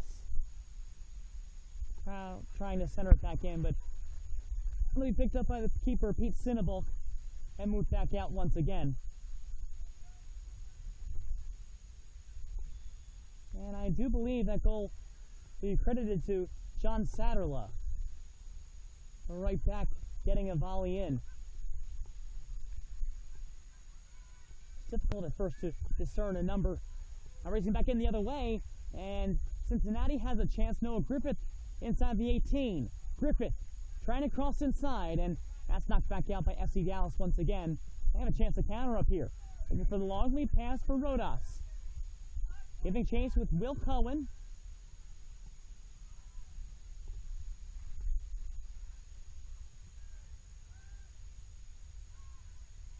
Out to the near side. And player trip up on the far side. That was Reece Shatley. He gains the possession back for FC Dallas. Now with some confidence, our FC Dallas, they're playing a bit stronger and then their offensive half of the field. I'm looking for a run along the near side, and there's no one there for FC Dallas, so things will move around over to the touchline, and Dan Schleidweiler will take the throw in. Very deep in his own zone now. As we hit the 56-minute mark. It's now a one-goal game. The two from Luke Treadway still proving beneficial for Cincinnati, but still a lot of time remaining for either an expansion of the lead or quite possibly an equalizer. Sadler's first goal of the tournament as well. And Treadway knocked down on the play. He wanted to call it. He's not going to get it. Wanamaro now comes out to the near side and will come out for a throw-in. Hit around the midsection, Dan Schleidweiler.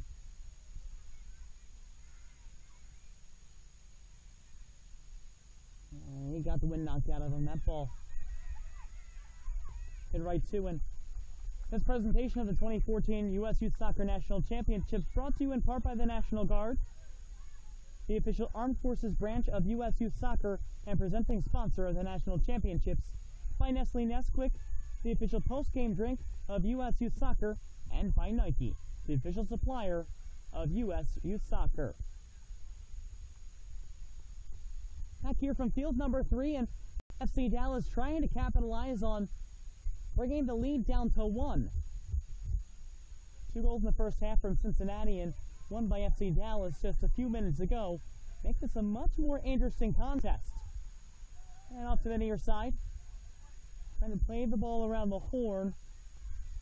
Salazar. Alan Salazar up toward the middle. And that's cut out, and Treadway was tripped up, and he wants the call. He's not going to get it.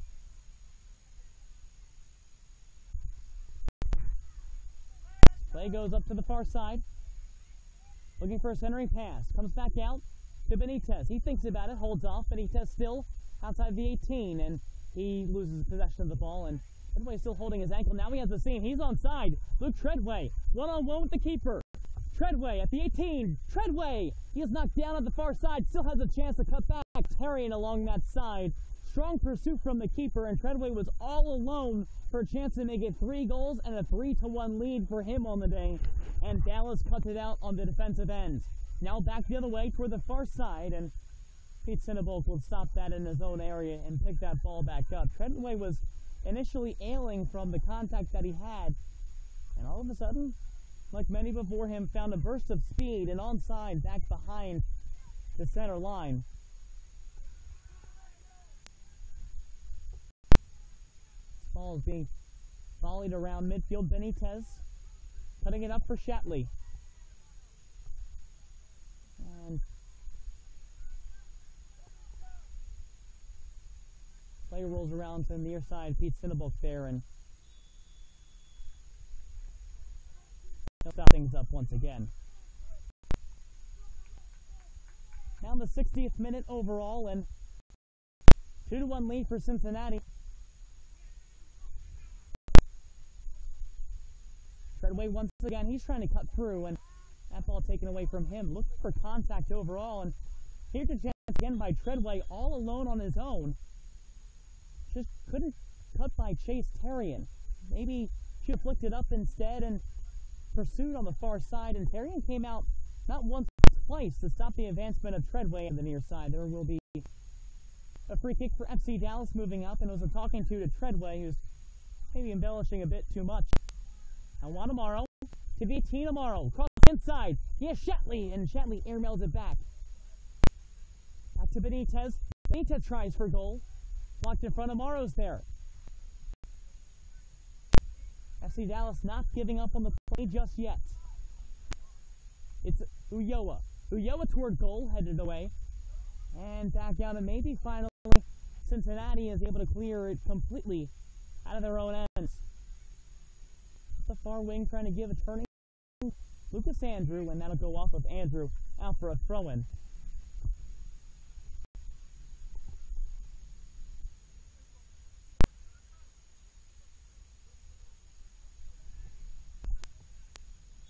Both Elmarty and Treadway had 5 goals in the 2012 Region 2 Championship, as Treadway coming back in after being pulled out due to his small injury. Lucas Andrew, and they had 3 goals, and between the 4 of them, Elmarty, Treadway, Byers, and Andrew, 16 of the 19 goals in that Region 2 tournament. Cincinnati trying to clean it back out again. Able to do so to the far side. Treadway is the only one there. He does have speed to turn and go, but it bounces off of his foot back to Shatley. Taken by Shatley, has a little bit of room to the inside. Trying to go to the far side, and Kevin Rodas was cut out once again. So FC Dallas picking things up where they started the game. There's a lot of play like this and some decent run chances and a bit of good form. It was the Cincinnati counter that made the difference. Jeffries looking for Treadway, and once again Dallas is there to stop it, but will be a throw-in now for Cincinnati United.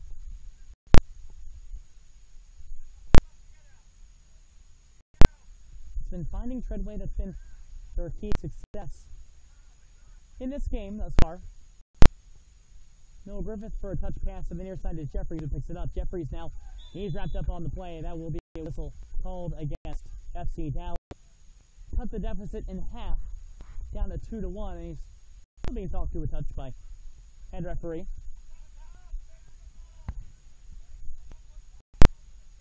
And here's that contact on Jeffries.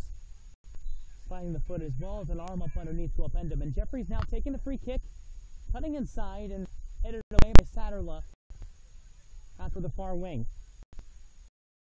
Lucas, and last goes off of Lucas Andrew. Brian Padilla forward that went out of bounds for Dallas throw-in. Now Shatley has to wait for the ball to come back down to the ground. And Salazar will clear things out of the way for FC Dallas.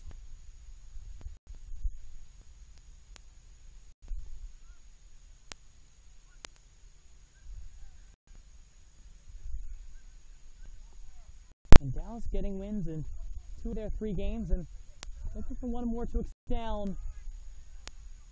And that's going to be in favor of FC Dallas. Eventually the tussle is won by John Satterla, but Satterla did have the initial play that started tripping things up overall. It'll become more Marriott taking this free kick now along the near touchline, and Satterla will have to puff and puff his way back. And Noah Griffith a little bit shaken up on the play as well. Getting checked down by the head referee for a moment. And Terry Nichols having some words with the 4th official, maybe just pleading for one call on that rough play. But instead the ball will come back down again. Not to the essentially by the center back. There won't be a card on that, but probably Cincinnati benefiting from a hard tackle made by the defensive backs of FC Dallas. It'll all be set up just outside the 18-yard box.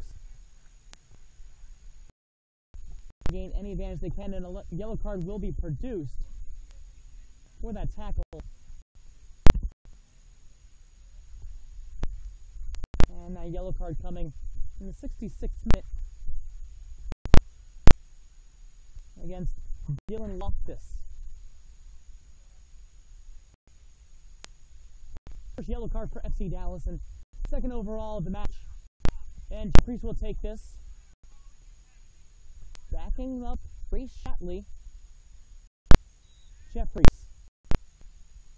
The cross in toward goal for the near side. Treadway tripped up on the way in, and Terrian isn't able to keep that in play, and incidental contact drops 2 players inside the box. That one going through the back of Treadway. That'll make it just the second corner for Cincinnati overall in this game, and the first one of the half for either squad. Is back a bit, and also FC Dallas. Will play resume, and once again hard contact. John Satterla in the area.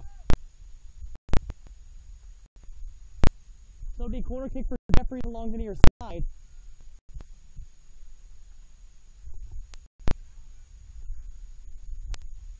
In front.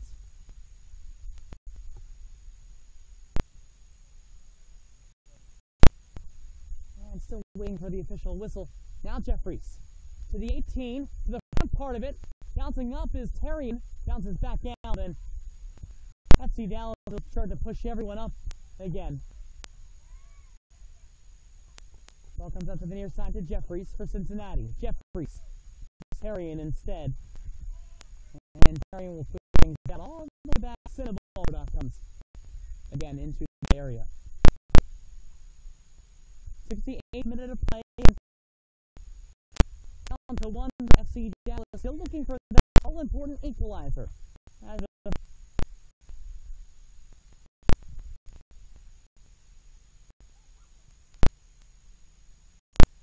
Dallas still fantastic for the possession that they had in the first half after netting the first 2. Now Jeffries in the middle.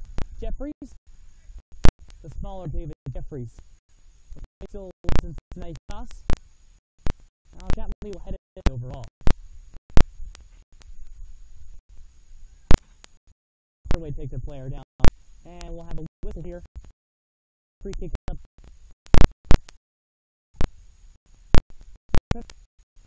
Goal the difference. And 2 come on now for FC Dallas. It'll be the second half of the match. Brought back out the edge of the 18 for Owen Oliver, and that'll raise. Spent a lot of time. The volley inside toward the corner. Down get a chance for FC Dallas International Championship. Brought to you and by Sports Authority. Smoke will take this free kick. Anything called having to bring the in to Jeffries. On the touchline. With Marriott is leaving down the official's angle. Down in 3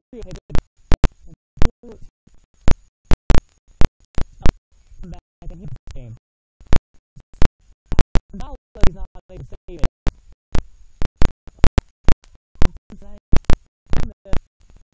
For and the top men the something better taking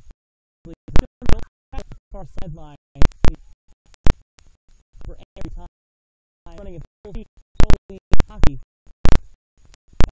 If you play cut in above building and the handball was with a hero.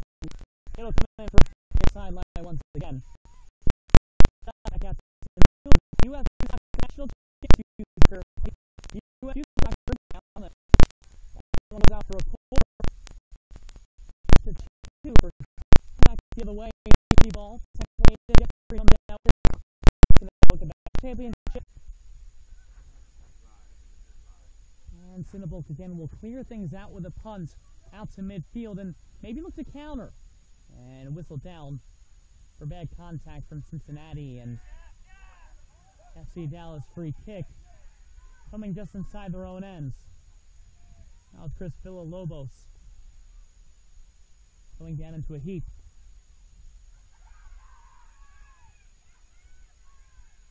No indication really how much time added on. Kind of running on the fly here. Now cross for the 18. And Sergio Lara got a head on it, and he'll go out for a goal kick instead.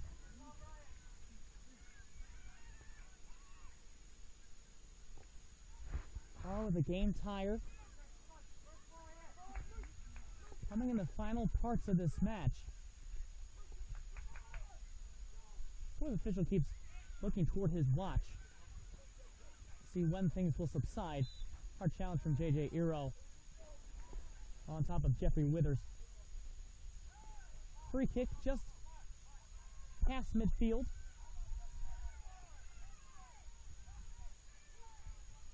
And Withers again in the area to take this. Instead, off the set piece, Brian Padilla. He's taken a number of these from long range to cross it to the front of the 18-yard box.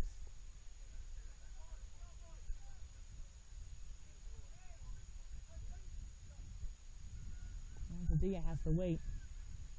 Padilla now, the cross to the 18. The far part, looking for a head, and knocked away by Cinnabon. Brought back out, another chance. Draws off of contact, will be a corner kick. Juan Gonzalez with the strike, and corner kick now number 9 for FC Dallas, and the 5th in this half. Could it be? Ivan Ulloa in the near corner. Left-footed strike for the far side of the box, head towards goal. Goes up and over now for a goal kick. And that will wrap things up after a full 90 minutes of play. We're tied at 2, so that means we'll go to extra time here from field number 3 in this U17 boys semifinal matchup between FC Dallas U97 Premier and Cincinnati United Premier Gold 96-97.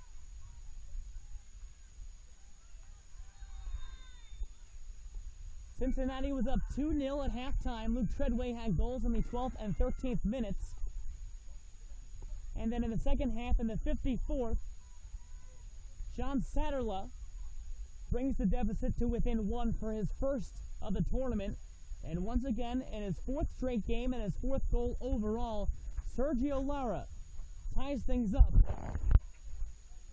just inside the 90th minute of play.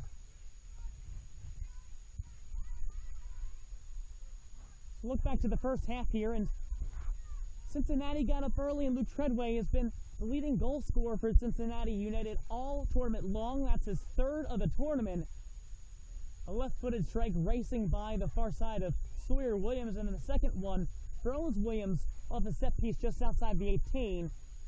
Goes in the 12th and 13th minutes. Now into the second half, and off the set piece, a running header coming in from John Satterla. Well, the volley coming in, and Satterla makes it a 1-goal game. Again, 54th minute off the volley, and then the final goal, Sergio Lara. In the 90th minute, just inside of it, finds just enough room by Peter Cinnabon to make it a 2-2 even score as we head into added time. Now, how this will work, 2 consecutive 15-minute periods of extra time. There is no golden goal. We'll go through the full remains of added time. If we do not have a game winner through the extra 30 minutes of play, then we'll go to penalty kicks. And not unfamiliar to the tournament or to region play overall, they'll have to be set up by both sides. And we'll take a brief timeout, and we'll come back again with extra time here. Score tied at 2 between FC Dallas U97 Premier and Cincinnati United Premier Gold 96-97. You're watching coverage of the 2014 USU Soccer National Championships. Don't go anywhere.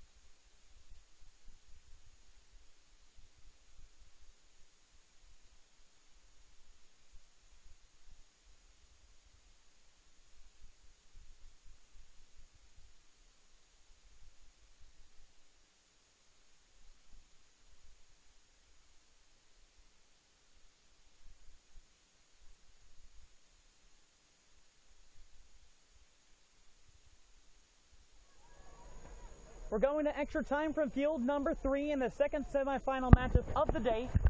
U17 boys matchup winner goes to the championship tomorrow between FC Dallas U97 Premier and Cincinnati United Premier Gold 96-97. Again, 2 15-minute halves. There is no golden goal, so they'll play through a full 30 minutes. If there's a winner in that time, then the game will end. If not, we'll go to penalty kicks.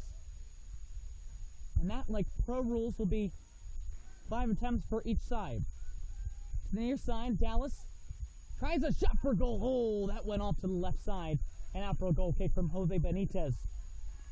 Scoring started back in the 12th minute of play. Luke Treadway with a goal off the left foot to make it a 1-0 lead. And just over a minute later in the 13th, Treadway once again struck from a set piece just outside the 18-yard box to make it a 2-0 lead. And then FC Dallas, after holding possession for most of the second half, came charging back first in the 54th minute overall. Goal off the volley from John Satterla from his position back and right back made it a 2-1 deficit for FC Dallas. And then once again for the 4th straight game, Sergio Lara, an important goal, this one the game tire, to send it to extra time in the 90th minute of play. And so we're tied at 2, and Cincinnati hasn't had too many chances since the first half.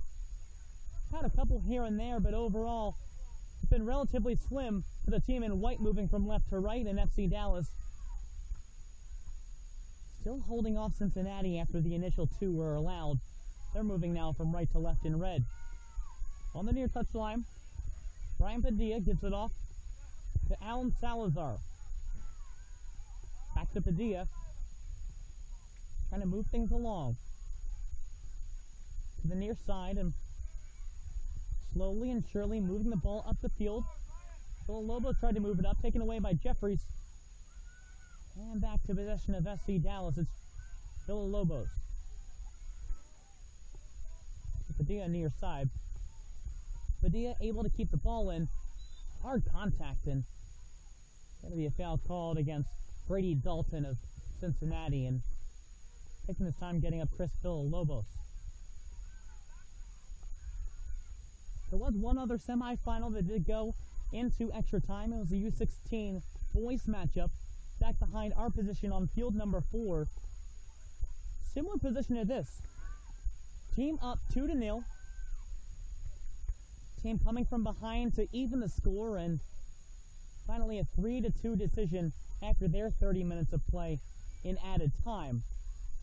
As on the near side, it's Brian Padilla taking this free kick inside toward the 18, and that'll go out and go for a corner. That'll be the 10th corner of the game for FC Dallas, and the first of extra time. And again, Ivan Ulloa. Cross inside toward goal. Decent opportunity for FC Dallas, their second really good chance. And just flying it skyward out for a goal kick. Cincinnati keeping Peter Sinnebolk in net, despite the fact that FC Dallas rotated from Sawyer Williams in the first half to Chase Terrian in the second. And they'll keep Terrian in goal. Hasn't allowed one yet. And out to midfield. Once again, it's Benitez. Up to the near side. Villalobos gives it off. And Dallas trying to turn around outside the 18.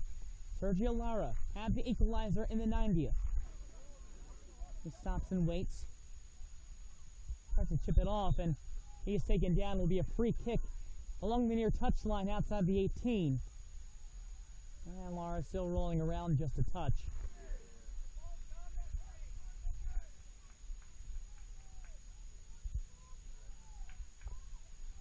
And once again, Brian Padilla on the near side.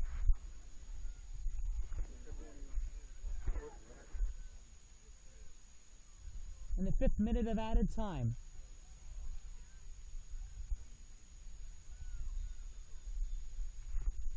And that was a yellow card awarded to Cincinnati. here in that 5th minute. This is officially minute number 95 of this match. To the far side. Padilla inside, into the 18. Bounces out to Iro. And he clears it out to Luke Treadway. And ball eventually goes back to FC Dallas. Treadway tried to leave it off for David Jeffries, among others. And a run in by Lara. Lara chasing in, chip toward goal! Lara! He found the equalizer. He finds the game-leading goal. Here in the 96th minute of play, it's 3-2 FC Dallas.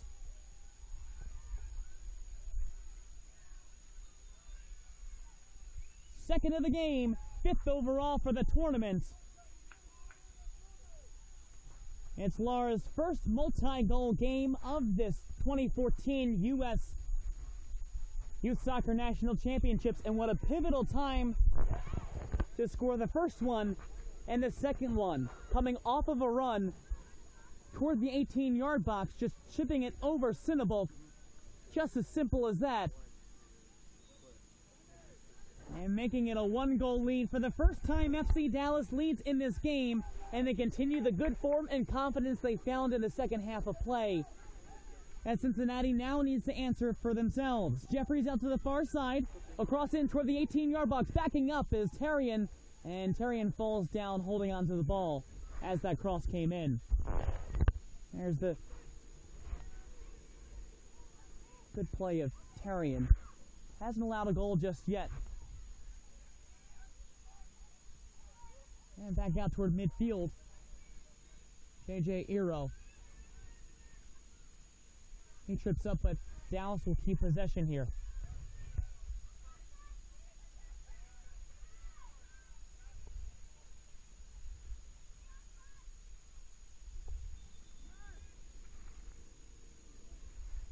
So now a throw in for FC Dallas on that far side.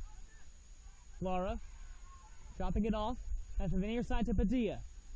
Another chance to come up here. A chance for a goal! Cinnabulk with the save. Another chance. It's up and in! 2 quick goals by FC Dallas. And it's now 4-2 here in extra time.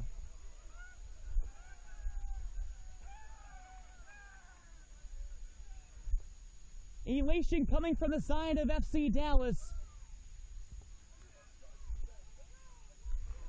And that goal coming here in the 98th minute of play. And just relentless pressure. And Lara once again, now for a hat trick. He had 3 goals coming into today. Now he's had 3 today alone.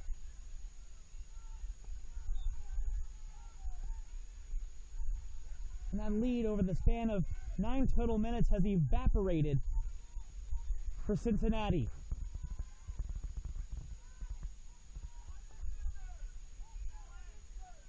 Now back up, Treadway.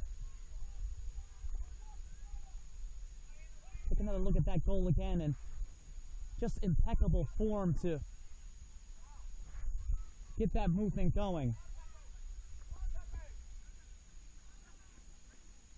Cincinnati still no answer since the 13th minute of play, and quite disappointing after a strong start to the game as Jeffries races toward the far side. Still a lot of time. We will have another period of 15 minutes, though, as Jeffries races in for the far side. Iro crossing in toward goal, and Terrian's there to take the ball away from the advance for Luke Treadway, who's also looking for his 3rd of the game.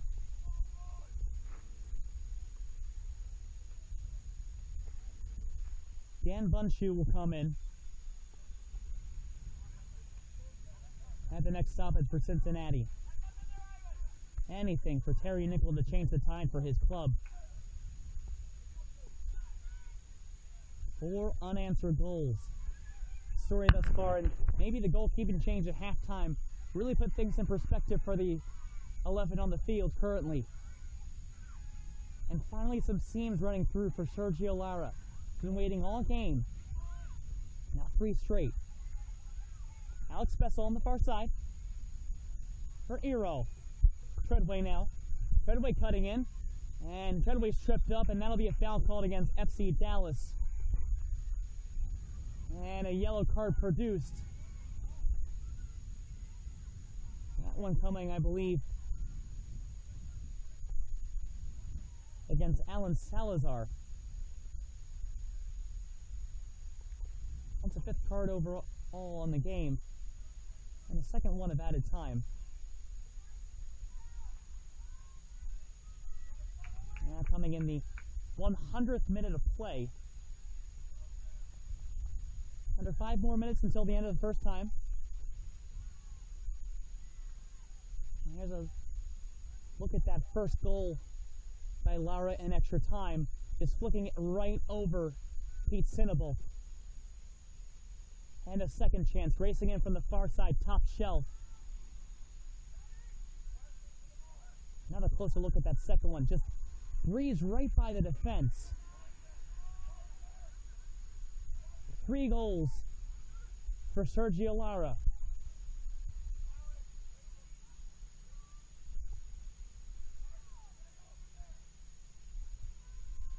From where they started to where they are now, it's been a complete 180 for FC Dallas. Coming back on, Ethan Roser and Daniel Bunshu. It'll be a free kick for Treadway. Once again, this is about the area that he scored for his 2nd goal.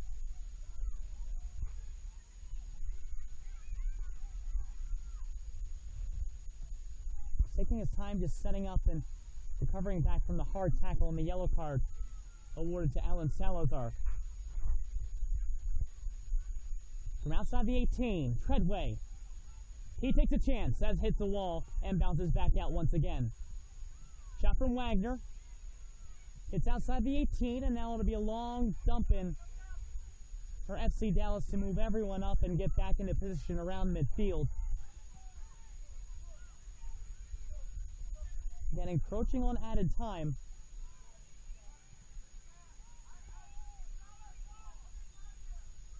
Hitting the 102nd minute.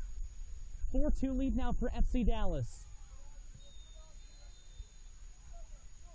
Initially, it looked like Cincinnati's to lose, and FC Dallas starting to come back and now just dominating this game from the second half on.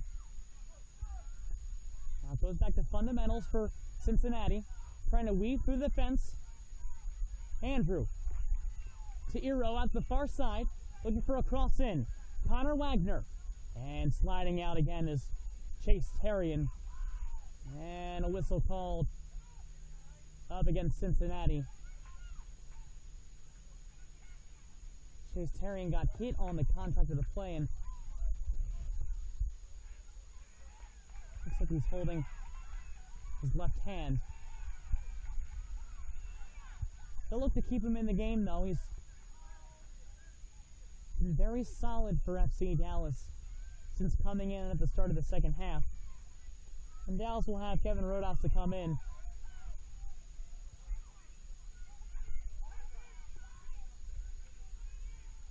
Still picking things off around there and just making sure he's all right. We will have an intermission here until 6 p.m. after the conclusion of this one for the U17 Girls National Championship here from field number 3.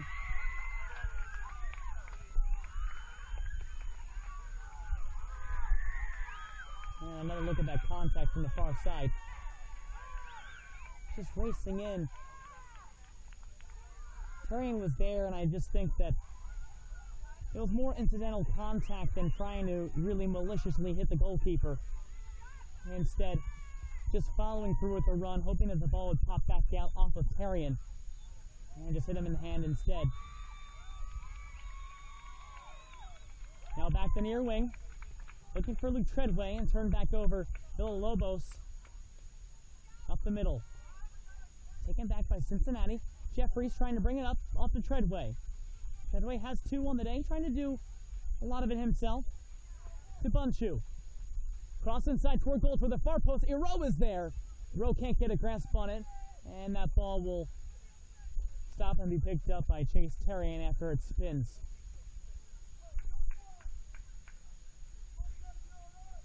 Rodas still waiting on the bench to come back in, and FC Dallas is going to milk this for as long as they can. Into the 105th minute. We'll be going into extra time, added time into this first period of added play. Near side Padilla. Racing in. And cleared away by Cincinnati before it could fully develop. That was Benitez losing possession. Now inside toward the far side. Juan Gonzalez to the 18. Trying to cross inside. Taken away by Peter Sinnebolk. And now into the far wing. J.J. Ero. Treadway bounces it off to Bunchu. Back to Treadway. And looking for a lead pass for Lucas Andrew. That's cut out by the defense before being quickly turned over once again.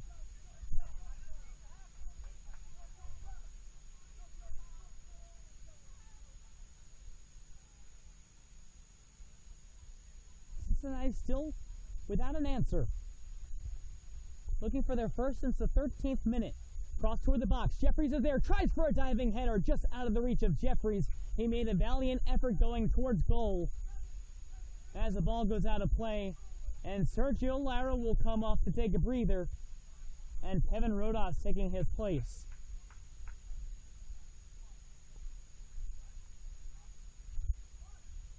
Again, the allotted minutes and extra time here. Before we stop things up, and a beautiful chance by David Jeffries to roll in on that. The right idea, cross it into open space. Just couldn't find the head. And it's not going to be Sergio Lara after all. Instead, it'll be Juan Gonzalez. Initially, it showed 61 of Sergio Lara.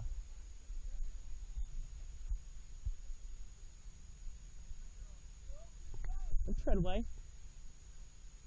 Trying to take it to the 18. That's cut out. They'll go for a goal kick. Smart play to bounce it back off the Treadway. Treadway pleading his case to the assistant referee on the sideline.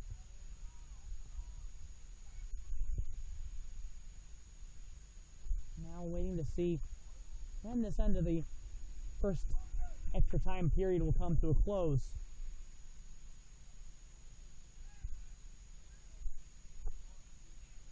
Off to the near side, and that's going to do it for the first period of extra time. And in that period, 2 goals coming off the boot of Sergio Lara in the 96th and 98th make it a 4-2 lead for FC Dallas.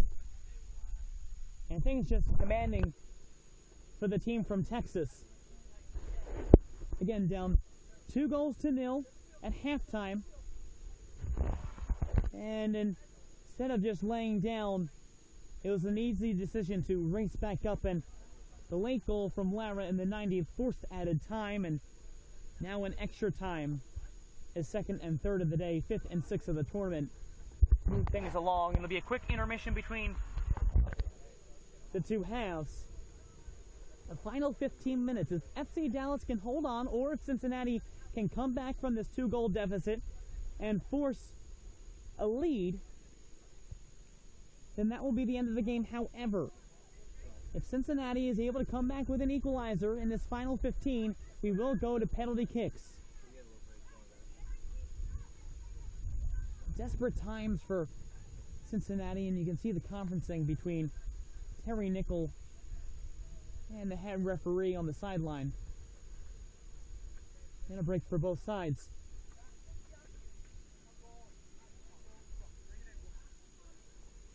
So both teams looking to regroup and set things back up. Again, from field number 3, tonight, Michigan Hawks 0-1 against Surf Academy 0-1. That's the U17 Girls National Championship game at 6 p.m. right here through Turbo Sports Group. And of course, we're very fortunate and happy to have you with us throughout the entire week, no matter if you've been from this broadcast or one of the other 4 broadcasts going on through our network. We're giving you entire coverage of the national championships and the big games going on, the U19 girls and boys final from the main stadium here at the Maryland SoccerPlex in Germantown, Maryland. Jake Levy will have the call of that. Those 2 goals back-to-back this evening. Team switch sides once again that it will be FC Dallas in red going from left to right, and Cincinnati United Premier going from right to left in their white shirts and black shorts.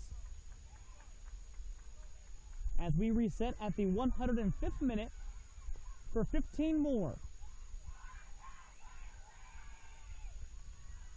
Kovalchuk with you again, field 3. We'll return at 6 p.m. for the U13 Girls Final, then move to field 5 tomorrow for the 10 a.m. and 8 a.m. games as play resumes now from this field. And FC Dallas will get the initial draw and get a throw-in on the near side after trying to advance the ball up the middle of the field, looking once again for Sergio Lara. Throw-in taken by John Satterla. Seems like such a distant time ago that Satterla cut the deficit in half in the 54th. First goal for FC Dallas on the day. A very tightly contested matchup. Up the near side, Connor Wagner. And it's cleared out of play. Almost right in the trash cans back behind the center scaffolding.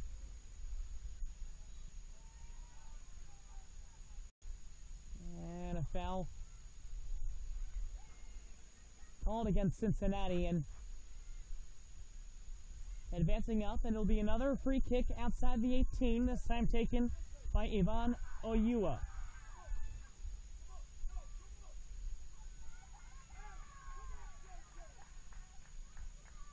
Ulloa will be a left-footed strike.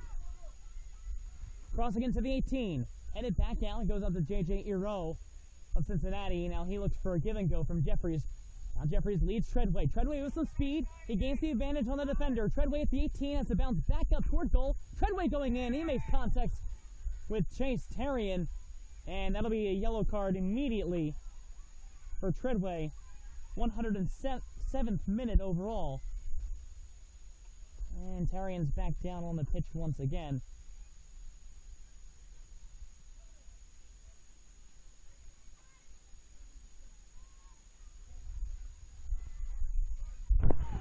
Another look at that advancement. It was a great lead ball coming from Jeffries. Instead of going back to Iro, he went to Treadway. Just speeding by and trying to scoot through the defense. And Terrian was there and a bit reckless on the challenge from Treadway. We will have a keeper substitution here, quite possibly. Putting the gloves back on is Sawyer Williams.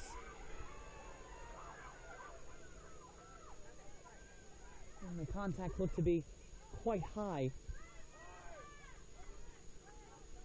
Maybe a trainer come back out. So Sawyer Williams steps back in. He allowed the 2 goals scored by Cincinnati in that first half.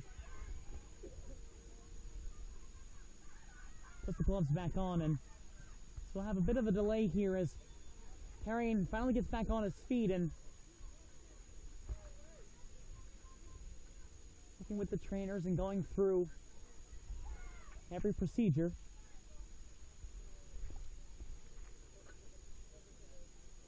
Does look like contact was up high on that play, so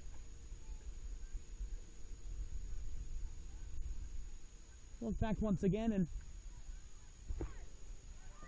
tell you the plays that really made the difference.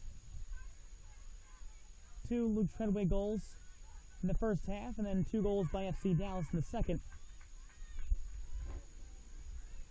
Let's look back once again. That first Luke Treadway goal in the 12th minute, off the left foot to the far corner, was a 1-0 lead in the 12th, and then just a minute later, Treadway coming again. The second goal of the game off the set piece outside the 18. They had a 2-0 lead at halftime. And then bounding back once again, FC Dallas cutting the deficit in half off the volley from John Satterla back in the 54th minute. And then to tie things up in the 90th, Sergio Lara had one. That was the one from the 96th, the first period of extra time. This was the lead up, going for the second one. And Sergio Lara with 3 goals on the day, 6 overall in the tournament, with the help of his teammates, those 2 goals in the first period of extra time. Now have a 4-2 lead for FC Dallas.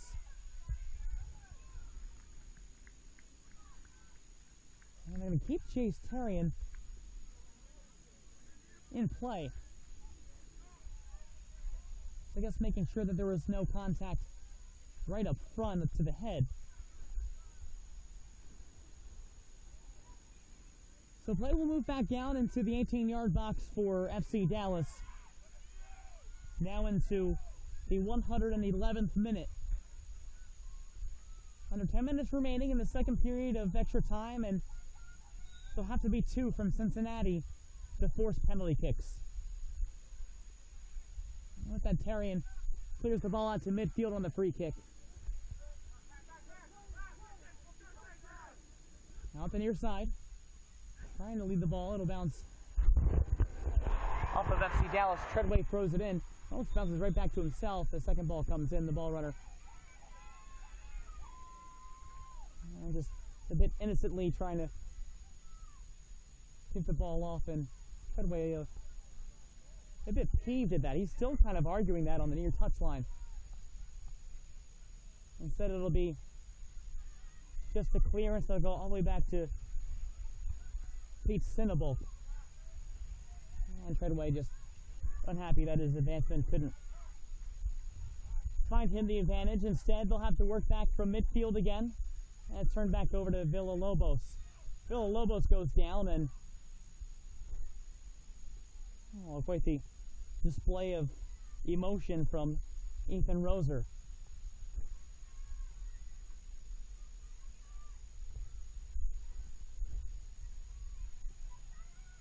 Can't imagine fewer than 3 added minutes will be put on to the end of this extra period with that time stopped for Chase Terrian to regroup and be checked out by the trainers. And Dallas trying to volley back in once again to the near corner with some room. Kevin Rodas. Rodas stops at the corner flag. Wait for the challenge. Still try to cut back in. And Connor Wagner laces up the near side to Satterla. Satterla back to the corner to Rodas. Hit by 2 defenders. Rodas pushes through, looking for Satterla. And that'll go out for the corner, the second one of extra time. And the first one in the second period of extra time. Game total for corners thus far, 11 for FC Dallas and only 2 for Cincinnati. And 5 of those 11 coming in the second half. Despite putting play out up the middle, we've got a lot of balls on the wings and clearances coming from Cincinnati to the corners. Another cross incoming. Into the 18, it's headed out. And David Jeffries tries to go up to the races. Long feet for Treadway. That's cut off by Marriott. Back to the near side. Bunshu barrels over the defender. Contact called both ways. Ball goes out on Cincinnati. So Dallas will maintain possession, and a poor attempt by Rodas. He knew it too. Brings the ball back into the possession of the team in white. Turn back over. Late pass looking. Trying to find Sergio Lara. Bounce off of the defender, Christian Lytle, and instead comes back the other way and hovers around midfield as neither team can stop the volley from continuing. Lara plays it back to Rodas. Long lead pass at the far side, looking for Benitez. And whistled offside, both Benitez as well as Ivan Rioa. Speaking of Benitez, he'll come off and give way for Juan Amaro. Benitez and Amaro switch places in the first half as well.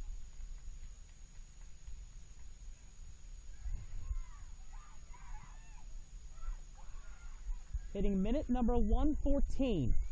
6 to go before added time in this final period of extra time. Winner goes on to the championship tomorrow for this U17 boys group. Loser goes home. Connor Wagner to the near side to Bunshu. For Jeffries. And Jeffries is tripped up. Still trying to contest it to the referee, but chopped a bit weakly. So Tarian will pick things back up once again.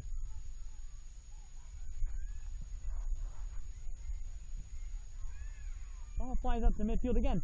2 goals needed for Cincinnati to come back and force at least penalty kicks.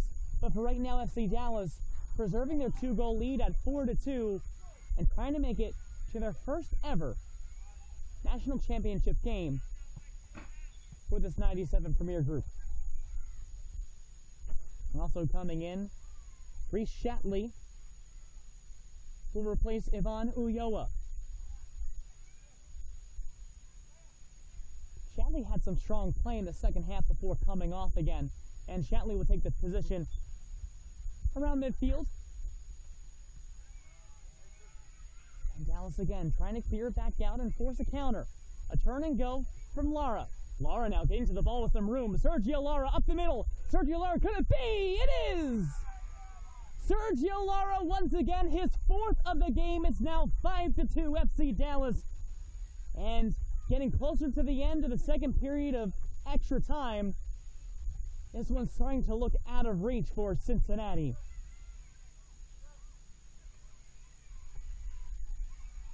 That goal coming in minute 116.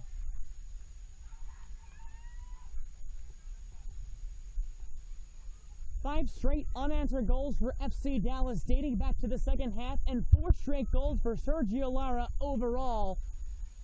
Now his 7th of the tournament, willfully propelling his team possibly to a national championship berth. There's got to be a rush here from Cincinnati. Another look at that goal. And Lara just found a running room right up the middle, and Cincinnati couldn't clamp down nor catch up to Lara. Kiss to the sky, and another motion now to our far camera on the right side.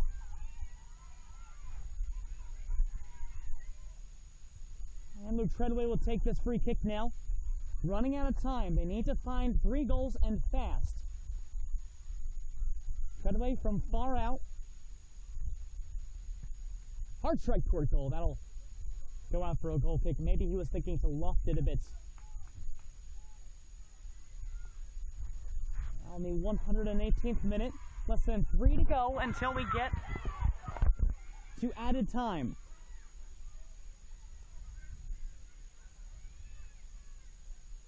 What a swing of direction for both sides. It started off with Cincinnati and 2 early goals. Then 2 in the second for FC Dallas to tie it up, and then 3 straight in added time. 5 straight unanswered goals overall. And for FC Dallas, that's their most they've scored this tournament. And it's the most they've scored since dating back to the Region 3 tournament, back in round robin play. Cincinnati looking for any kind of movement to the near side. Wagner tries to take a chance in front, pops back out, still alive. Comes up to the near side for Roser. Roser looking for a cross inside. Roser bounces off of the defender. Kamar Marriott adds a substitute. Cody Korleski will come in, and he'll replace Sergio Lara.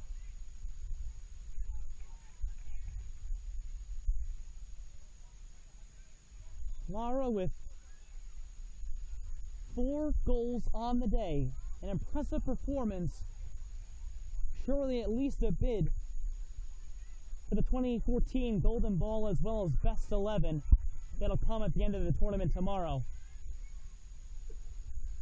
Korleski for his first minutes of the game, a goal against NCAA Alliance in region play. It was a game-tying goal. It came in the second half. Across inside for Cincinnati, trying to go for a head toward goal and bounces just wide. Now Chase Terrian will take his time. Again, we're winding toward the final moments. Things looking very bleak for Cincinnati. Less than a minute until added time.